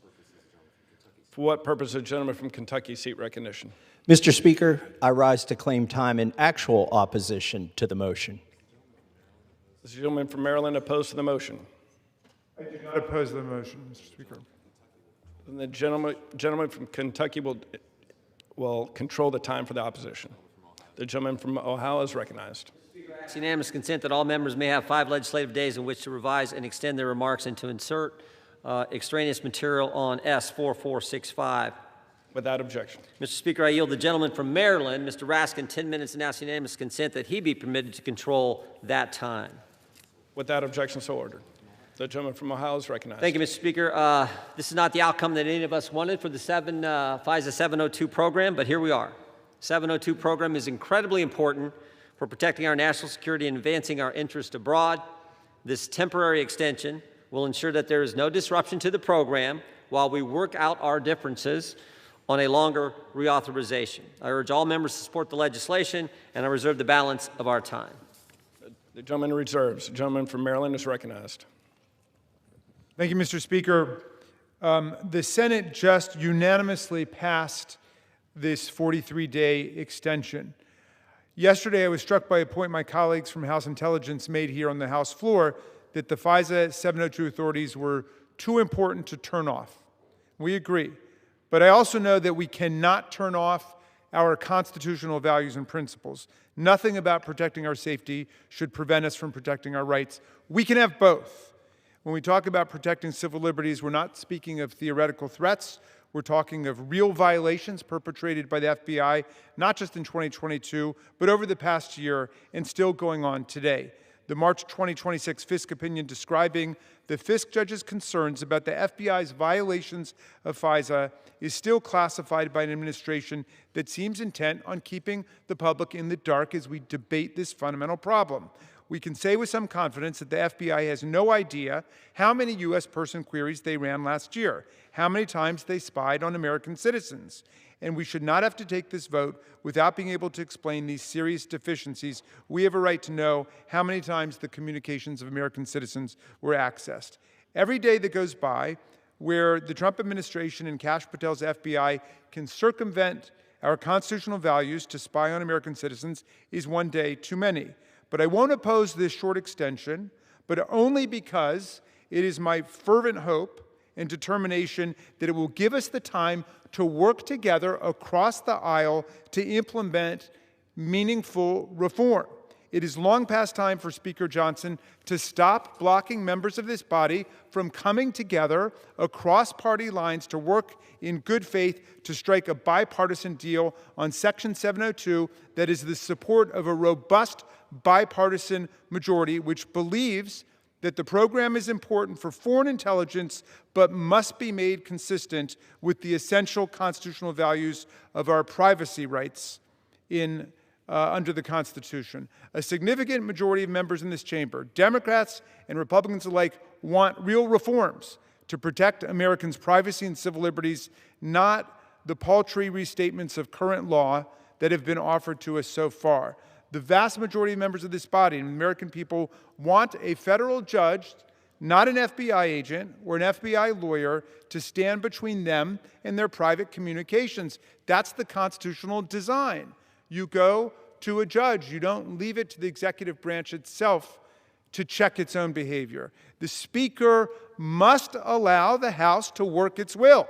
The Speaker must allow the House to serve the American people, to bring to the floor legislation that lives up to the spirit of the Fourth Amendment and ensures Americans are protected from their government, as the founders intended. So as a gesture of good faith, we will give a few-week extension here, but we would love the Speaker of the House to get serious and allow us to have meaningful bipartisan negotiation and compromise. I've heard from so many distinguished Republican members over there, including a number of former federal prosecutors, who say we can work this thing out. Let us do the people's business, and let's work it out. Thank you, Mr. Speaker. I reserve. Gentleman reserves. Gentleman from Kentucky is recognized. Mr. Speaker, I rise in opposition to this clean reauthorization of FISA, and in particular to this short-term reauthorization of FISA. A short-term infringement of the Constitution is still an infringement of the Constitution. How long has the Senate had to act on this? Is this an emergency? Is this something we haven't known about?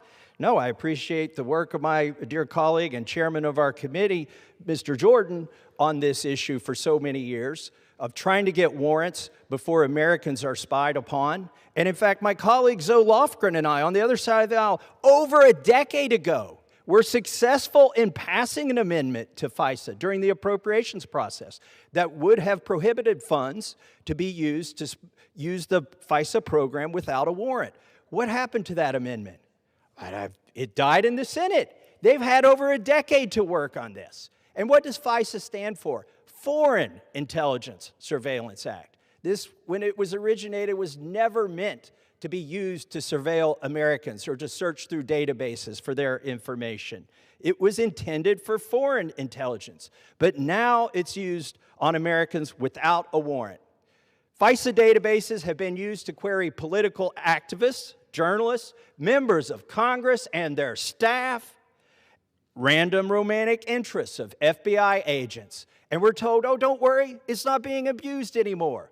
Well, maybe that's because they changed the definition of a query, and so when they do use the program anymore and abuse it, it's not a query by their definition, so they don't have to tell you when they have violated the law. They're interpreting it differently. As a matter of fact, there's a secret interpretation of how this law is used by the FBI. So secret that you got to go 3 floors underground to read about it. We can't tell the American public exactly how they're being spied on. But it's a particularly nefarious way. I think it's also unconstitutional. I know it's also unconstitutional. So for this and many other reasons, I oppose this FISA reauthorization, and I reserve the balance of my time. Gentleman reserves. Gentleman from Ohio is recognized. Mr. Speaker, we reserve. Gentleman reserves. Gentleman from Maryland is recognized. Thank you, Mr. Speaker. I want to thank my friend from Kentucky for his always unswerving leadership on behalf of constitutional values, privacy, the civil rights and civil liberties of the people. The question here is, how are we actually going to move the Speaker, who seems to be immersed in some combination of inertia, bureaucracy, and chaos, and the Senate, which doesn't seem to be living up to its traditional role in trying to reconcile our foreign policy and national security agenda with the constitutional values of the people. So we're saying, let's give it a few weeks now.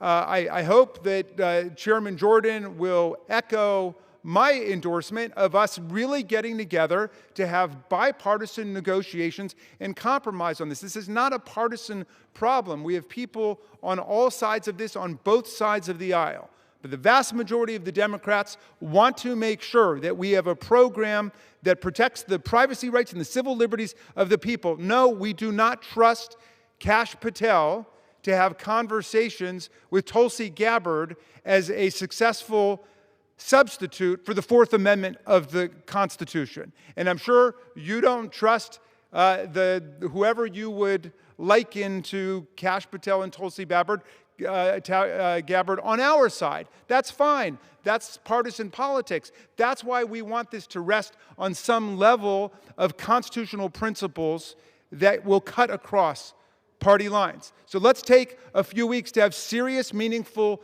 discussions. So as a gesture of good faith, we say we will work with the Speaker if the Speaker will work with us. We see him conducting negotiations in the middle of votes on the House floor. How about we all get together the way that Congress is supposed to and have meaningful discussion and dialogue? And let's do the same thing with people in the Senate. I challenge the members of the Senate to stand up for a system that the American people can believe in. But we simply cannot leave it up to Kash Patel and Tulsi Gabbard and Donald Trump to enforce our civil rights and civil liberties for us. That's not going to work. They are partisan actors. They've proven themselves to be partisan actors, and they don't make any bones about that. They're unashamed of it. Fine. Then we need to put principles in place that are going to protect the American people. I reserve. Gentleman reserves. Gentleman from Kentucky is recognized. My friend and colleague on the Judiciary Committee and also on the Rules Committee, Chip Roy, has labored tirelessly to defend the constitutional rights of his constituents in Texas and all Americans. And I would like to yield him 3 minutes. Gentleman is recognized. I thank my friend from Kentucky. It's nice to have the gentleman from Maryland on the pro-warrant side of this conversation this go-round. I would note that there were a significant amount of abuses by the previous president with respect to the amount of focus on the American people using FISA and the abuses therein. I hope we can achieve a bipartisan consensus here on how we reform this, regardless of who's in the White House and regardless of who has control of Congress. We need to do that in defense of the Constitution. And the reason that I rise in opposition is because this body, this House, spoke, and we sent a bill to the Senate that has reforms that our Intel chairman worked on, that a number of people worked on. We had reforms on there to stop the central bank digital currency. We sent it to the Senate, and they didn't even give it a vote. They didn't even put it on the floor for consent. They just said, stuff it, we're going to send you a 45-day extension. By the way, 45 days, which takes it to June 12th, which some of us several weeks ago said, let's do a 60-day extension and let's sit down and work, like the gentleman from Maryland said. That's what we ought to do. We should go to committee. We should have a full-throated debate in committee. We should amend it. We should have a debate about warrants. We should have a debate about protecting the American people from the abuse of power by government. My colleague from Texas, my friend over here, Mr. Cloud, he came into a meeting and he said, the Intel community never walks in, ever, saying, we have all of this power to collect information, oh, we're going to give it back. That never happens. The only way that happens is if we act, is if this body acts, the people's representatives. And the question that I would ask, Mr. Speaker, can we have order?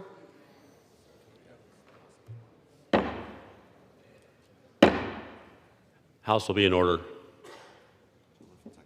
Gentleman from Texas. I thank the Speaker. The question I would ask is how much warrantless surveillance, how much spying on American citizens should we allow? How much? How much is acceptable? Because right now, we know for sure there is warrantless collection of information on the American people. We have other issues we've got to deal with. The kill switch, surveillance in automobiles, central bank digital currency, tracking what we spend, how we spend it, what we can buy. This body ought to be defending the people of the United States against the power of government being used against us. Under no circumstances should we allow technology to breach the wall that the Fourth Amendment created, that the government is not supposed to go through to get into your personal business, get into your homes, to look at your information, and to breach the privacy that you're guaranteed to not have the Fourth Amendment break.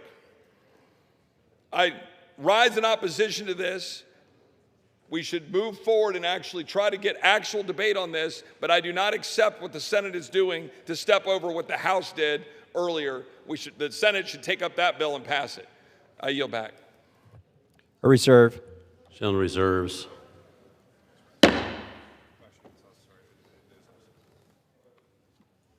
Please take your conversations off the floor. Gentleman from Ohio is recognized. Mr. Speaker, we reserve. Gentleman reserves. Gentleman from Maryland is recognized. Thank you, Mr. Speaker. The critical point is that we need to have a judge standing between the FBI and the private communications of the American people. This has got to be the essential constitutional value that's vindicated here. We need to interpose the authority and the independence of a judge between the FBI and the communications of the people. And the reform that my friend from Texas just mentioned is to have Kash Patel report his abuses to Tulsi Gabbard. And if you think that's a good substitute for the Fourth Amendment, well, then you can go with what the gentleman was talking about, which was this 3-year extension. We're not willing to go with the 3-year extension. 191 of us voted against it, including a dozen Republicans. So we're willing to give you 40 more days or 45 more days for us to negotiate this thing if the Speaker will actually sit down with us. We want the Speaker to sit down with us, and we want the Senate to take its constitutional responsibilities seriously here, because the privacy rights of the people are too essential, and the privacy rights of the people should not be pitted against the national security interests of the country. So we can make this happen if we're willing to get rid of all of the chaos and the pandemonium that we've seen over the last several days and simply sit down and have a meaningful conversation and write the legislation. I will reserve. Gentleman reserves. Gentleman from Kentucky is recognized.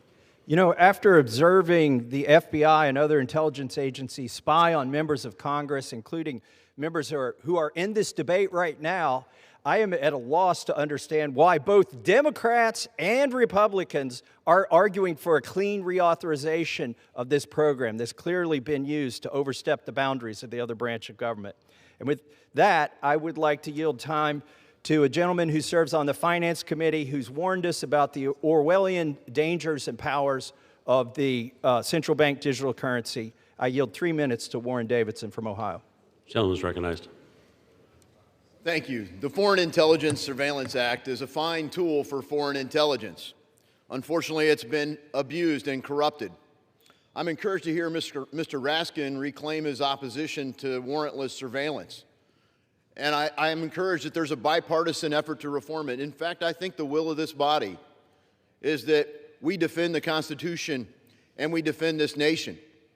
We can do both. We're presented this false dilemma that somehow if you just abandon your freedom, you can be more secure. That's a false trade-off. Freedom surrendered is rarely reclaimed, but by God, we're here to reclaim it today. We want both. We want a warrant to protect the civil liberties of American citizens, and we want the foreign intelligence to be focused on foreign intelligence. We trust the leaders in the Central Intelligence Agency, the NSA, and others to do what they're supposed to do to target foreigners, but clearly the Federal Bureau of Investigations has abused their access to this data. They've targeted Americans under all sorts of authorities, and not just under 702. So we have come together in a bipartisan way, and frankly, the bill that we sent to the Senate just this week was bipartisan, and not only did it deal with 702, it dealt with the money.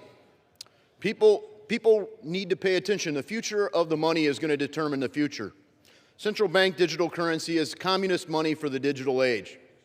And unfortunately, some of my Democrat colleagues who are united in opposition to warrantless surveillance of all forms somehow don't see the central bank digital currency for what it is. It's the most dystopian surveillance tool ever developed. It corrupts money into a tool for coercion, surveillance, and control. And we rejected that. And the Senate didn't even give us a debate.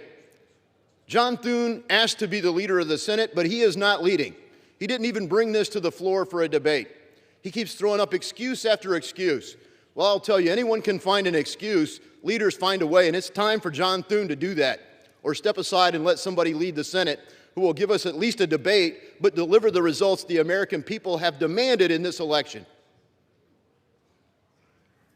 I encourage all of our colleagues to come together and defend our Constitution against all enemies, foreign and domestic. And I yield back.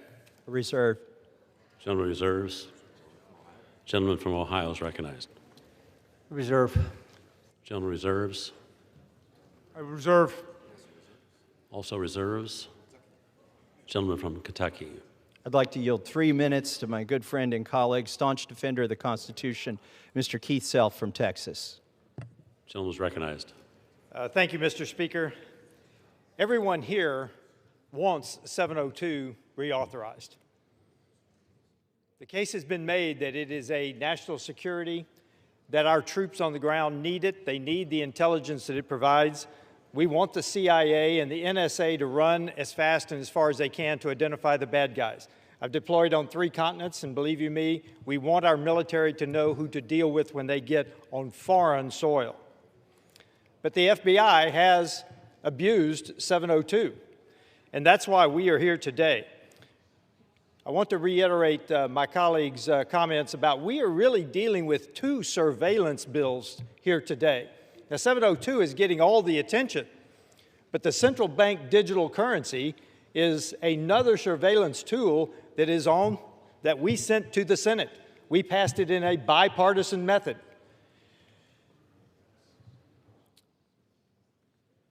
Let me explain the two to the people that are listening. The electronic surveillance is 702. Foreign agents on foreign soil.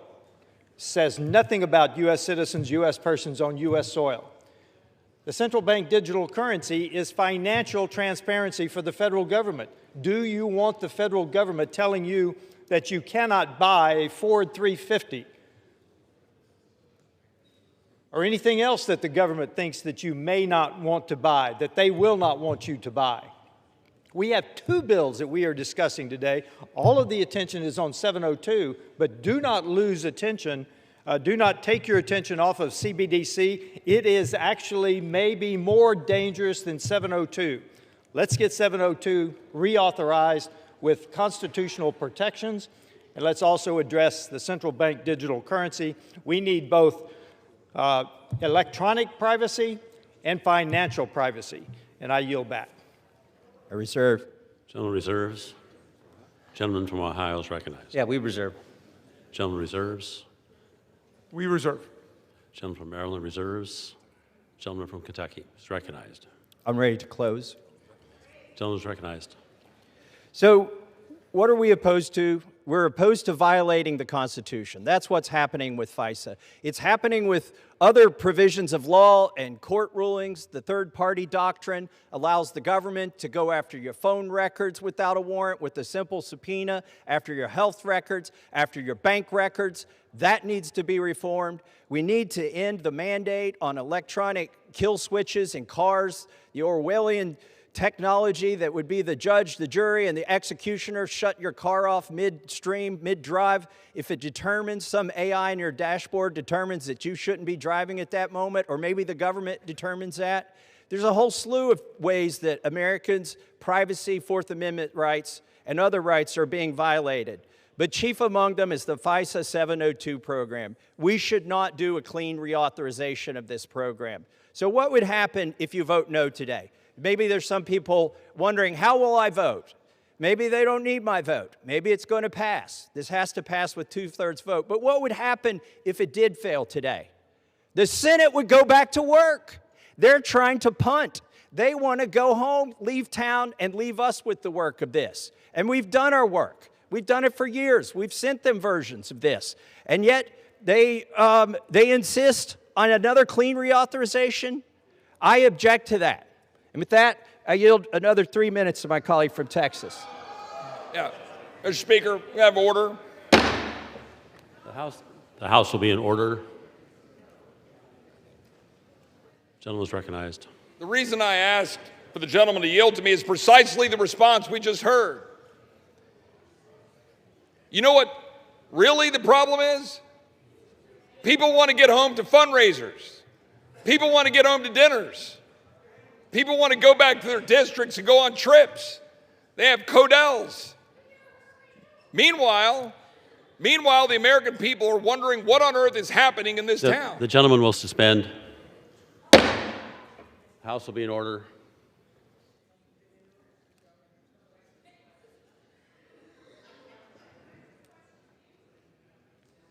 Gentleman is recognized. Thank the Speaker.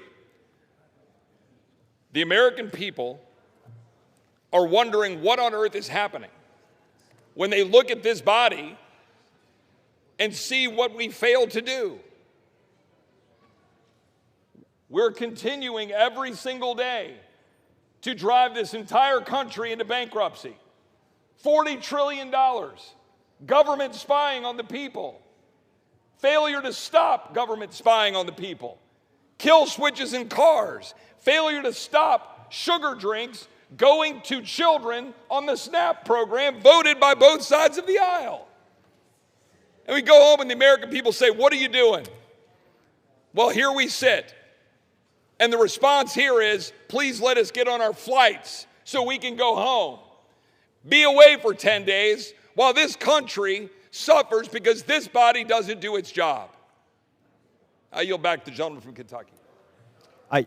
I yield the remaining balance of my time. Gentleman yields. Gentleman from Maryland is recognized. Mr. Speaker, we can reconcile the essential constitutional values of the country with the national security of the country. This 45-day continuation is a mandate. It's a mandate to the Speaker to allow the House to finally come together to develop compromise legislation that guarantees that judges, not Kash Patel, not Tulsi Gabbard, not Donald Trump, will be the ones to ensure our privacy and our civil liberties. Let's use this period to engage in real legislative compromise and negotiation in the interests of the American people. I yield back. Gentleman yields back. Gentleman from Ohio is recognized. Mr. Speaker, I urge a yes vote and yield back. Gentleman yields back. The question is, will the House suspend the rules and pass Senate 4465? Those in favor say aye. Those opposed, no. In the opinion of the chair, 2/3 being in the affirmative. Mr. Speaker, Gentleman from Kentucky. I demand a recorded vote. Gentleman asks for the yeas and nays. Those favoring a vote by yeas and nays will rise. A sufficient number having risen, the yeas and nays are ordered. Members will record their votes by electronic device. This is a 15-minute vote.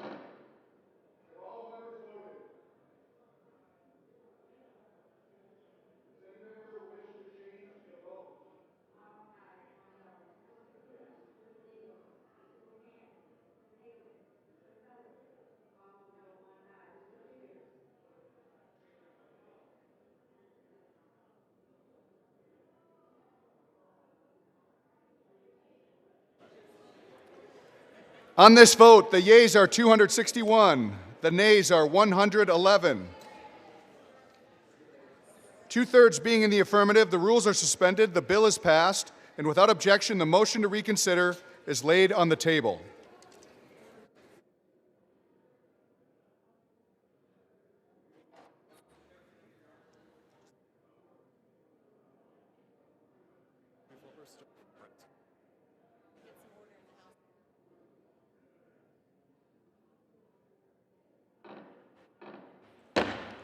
The House will be in order.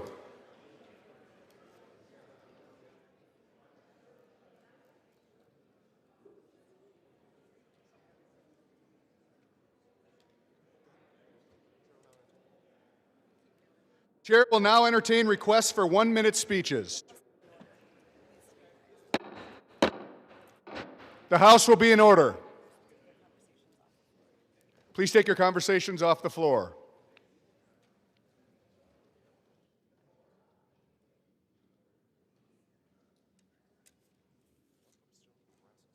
For what purpose does the gentleman from Nebraska seek recognition?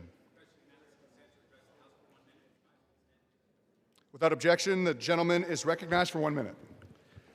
Mr. Speaker, today I stand before you to honor the extraordinary life of Robert or Bob Bush, a devoted Nebraskan whose legacy will live on in our hearts and in the fields of western Nebraska. Bob epitomized the spirit of hard work from a young age, starting his journey in agriculture by learning to drive a tractor at 12 before mastering the beet harvester at 16. This early dedication blossomed into a lifelong commitment to farming, embodying the values of diligence and perseverance in all he did. He will be remembered not only as a man of faith and deep conviction, but also a pillar of strength around western Nebraska, where he farmed the same land that has been in his family for generations. As a respected leader in agriculture, Bob made valuable contributions to organizations like the Nebraska Sugar Beet Growers Association and the Western Sugar Cooperative, tirelessly advocating for water and farming interests in western Nebraska. His voice will be sorely missed, and his impact will be felt for years to come. Bob Bush was a remarkable individual, and while we mourn his passing, we celebrate the incredible life he lived. I yield back. The House will be in order. For what purpose does the gentleman from California seek recognition? Without objection, the gentleman is recognized for 1 minute.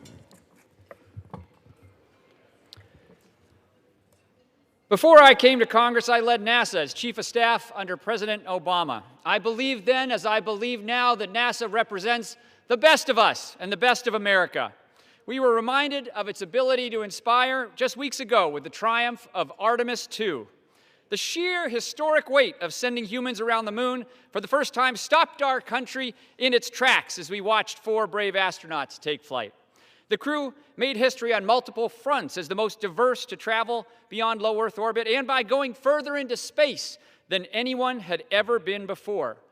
And yet, just days after their launch, the President proposed a massive cut to NASA's budget, including slashing NASA's Science Division, which helps us detect wildfires in our district, fight climate change, and advance innovation. They tried this last year, and we successfully fought back, making sure that NASA funding levels remain steady. We can and we will do it again. Artemis II didn't happen overnight. It required decades of investment, of hard work, and the belief that America can still reach for the stars. We must reaffirm our commitment to this essential work. Mr. Speaker, I yield back. For what purpose does the gentleman from Georgia seek recognition? Consent to address the House for 1 minute to revise and extend my remarks. Without objection, the gentleman is recognized for 1 minute.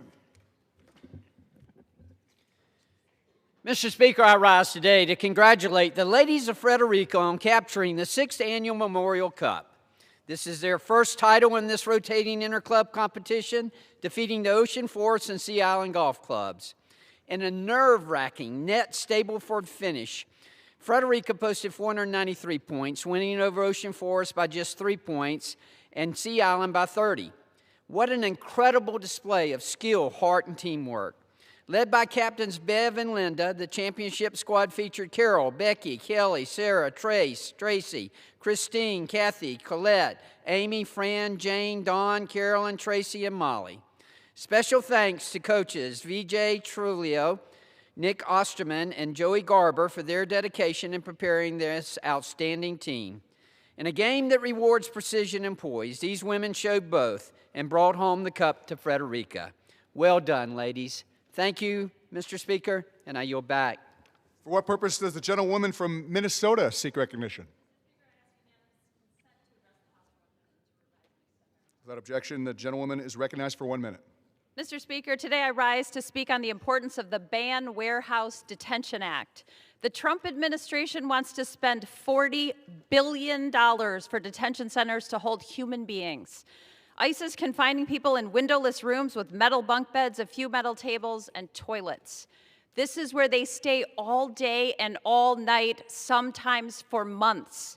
Trump's planning to give $40 billion taxpayer dollars to his mega donors and other private contractors to build and run more ICE detention centers that are literally killing people. We must pass H.R. 8494, the Ban Warehouse Detention Act, because Americans across the country are standing up and saying, we don't want this. From New Hampshire to New York, from Oklahoma to Tennessee to my home state of Minnesota, when Americans find out about ICE's plans to buy massive industrial warehouses to hold nearly 100,000 human beings, they are flooding their city council meetings, putting pressure on their local officials, demanding that these contracts be canceled across red states and blue states alike. Americans are saying this is not what they want and this is not who we should be. Thank you, Mr. Speaker. I yield. For what purpose does the gentleman from Kentucky seek recognition? Without objection, the gentleman is recognized for 1 minute.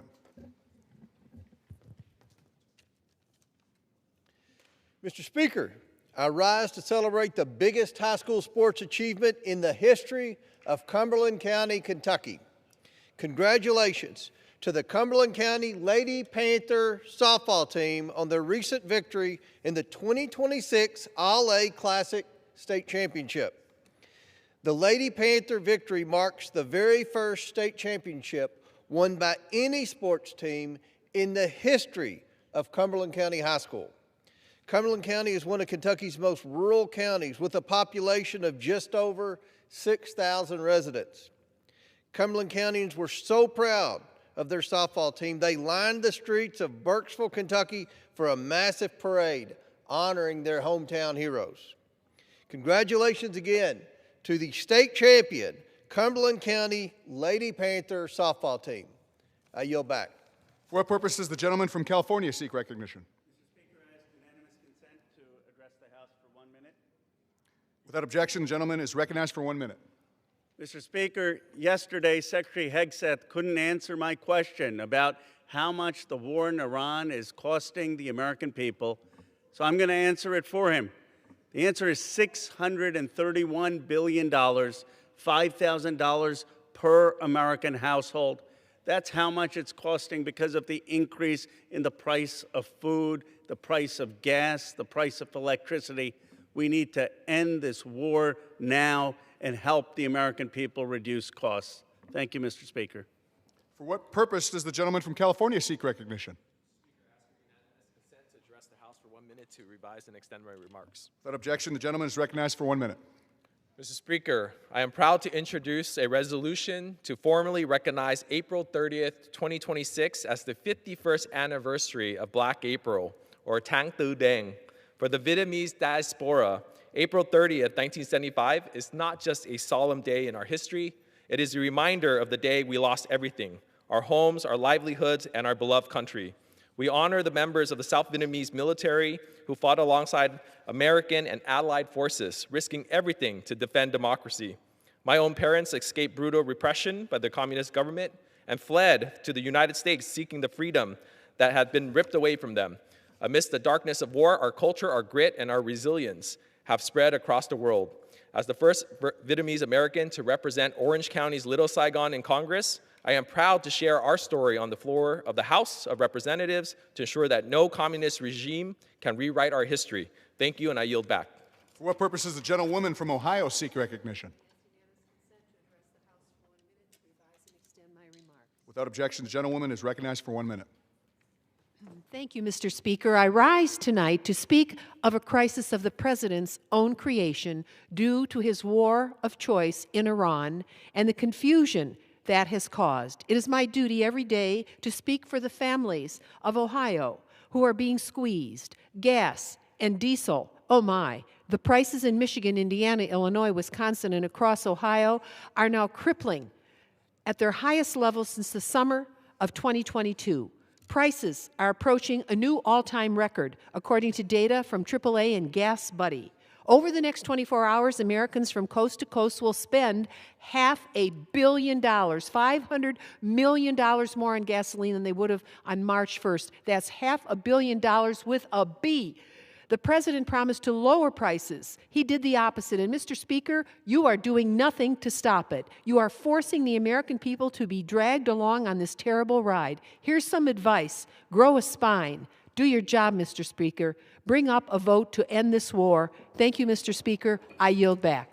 For what purposes, the gentleman from Florida seek recognition. Revise and extend my remarks. Without objection, gentleman is recognized for 1 minute. Mr. Speaker, I rise today to thank an extraordinary public servant, River Kurt, who has been my legislative director for the past 3 years. River has been a steady and thoughtful force behind so much of the work our office has been proud to lead, bringing not only deep policy expertise, but a commitment to improving people's lives, from advancing housing solutions like the Pro-Manufactured Home Communities Act to shaping efforts around the White House Office of Gun Violence Prevention that we got done just a few months from being in the office in our freshman term. But beyond the policy wins, what stands out the most is how River shows up with integrity, compassion, and purpose.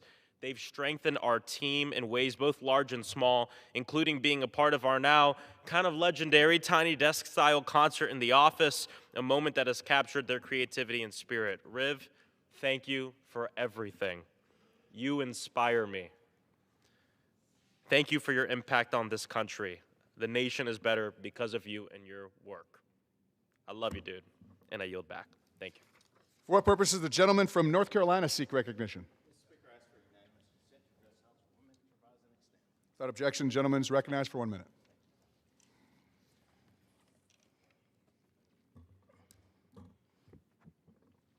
Mr. Speaker, as we prepare to celebrate 250 years of our nation's freedom, let us pause and ask, who really made our freedom possible? It was those who made the ultimate sacrifice, stories of courage, bravery, and yet heartache. Gold Star families carry pain every single day. They never stop grieving, but they never stop loving either. They're left remembering a birthday that will never be celebrated, a chair that sits empty, a voice they'll never hear again.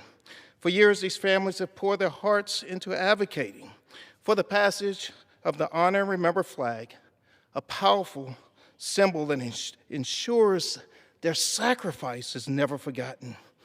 I call on the President and Congress to stand with these families. Let us remember, freedom is not free. I yield back. For what purposes, the gentlewoman from New Mexico seek recognition.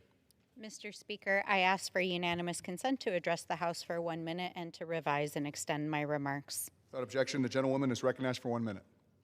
Mr. Speaker, this week the Supreme Court of the United States dealt another devastating blow to the Voting Rights Act of 1965, a law that for nearly 6 decades has stood as a promise that every American, no matter who you are or where you live, has a voice in our democracy, a law that generations fought for, marched for, and organized for. This decision is not just about the law, it's about our people, about our future, and about our democracy, and about whether or not this country is by the people, for the people. And so, Mr. Speaker, we are angry, and we are sad, and we are mad about the politics that have led us to this moment. But at every moment we have turned backwards, the American people have risen and taken this country forward. And so we will today. we will fight back. We will fight back in Congress. We will fight back in the courts. And we will fight back in our Gentlewoman's communities. time's expired. And we will continue to show up at every election, at every Gentlewoman level. is no longer because recognized. For what purpose does the distinguished gentleman from New York seek recognition?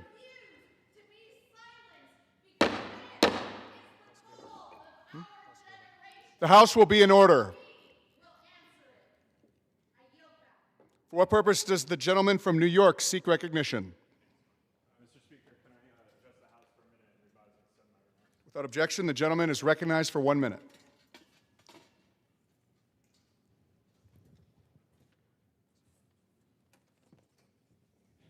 Thank you, Mr. Speaker. This is a speech that I'm not supposed to give.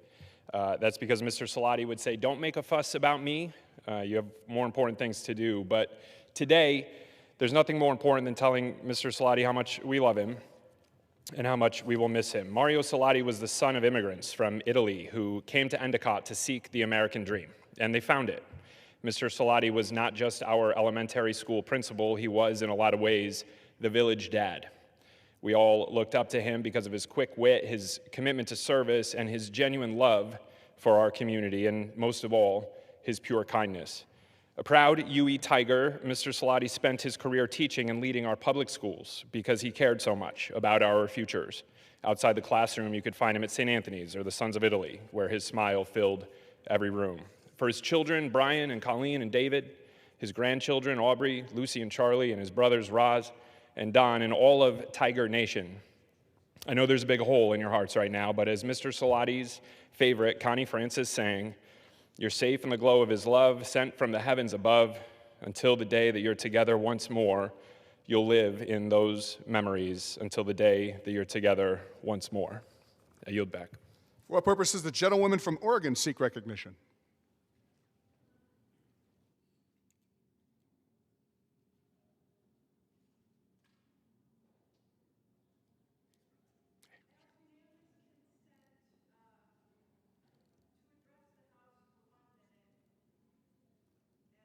I extend my remarks. Without objection, the gentlewoman is recognized for 1 minute. Thank you, Mr. Speaker. Today, I introduce the No War Appropriations Through Reconciliation Act, or the No War Act, which would prevent the partisan process from being used to fund military action in Iran. We cannot normalize using reconciliation as the vehicle for every party line priority when the drafters of the Congressional Budget Act designed it to be used to quickly resolve issues with the budget. We've already spent $45 billion on this illegal, immoral war in Iran, and this administration is asking for $1.5 trillion more. And after already requesting $350 billion in mandatory defense spending that was passed through the last reconciliation. On something as serious as this, where we are putting American lives on the line, we need strong bipartisan support and a transparent process with clear authorization from Congress, because that's what the American people deserve. Thank you very much. I'm very proud to put this forward. And with that, I yield back. The chair lays before the House a communication. The Speaker's Rooms, Washington, D.C., April 30th, 2026. I hereby designate the period from Thursday, April 30th, 2026, through Monday, May 11th, 2026, as a district work period under Clause 13 of Rule 1. Signed sincerely, Mike Johnson, Speaker of the House of Representatives. Pursuant to Clause 13 of Rule 1, the House stands adjourned until 10:30 a.m. on Monday next.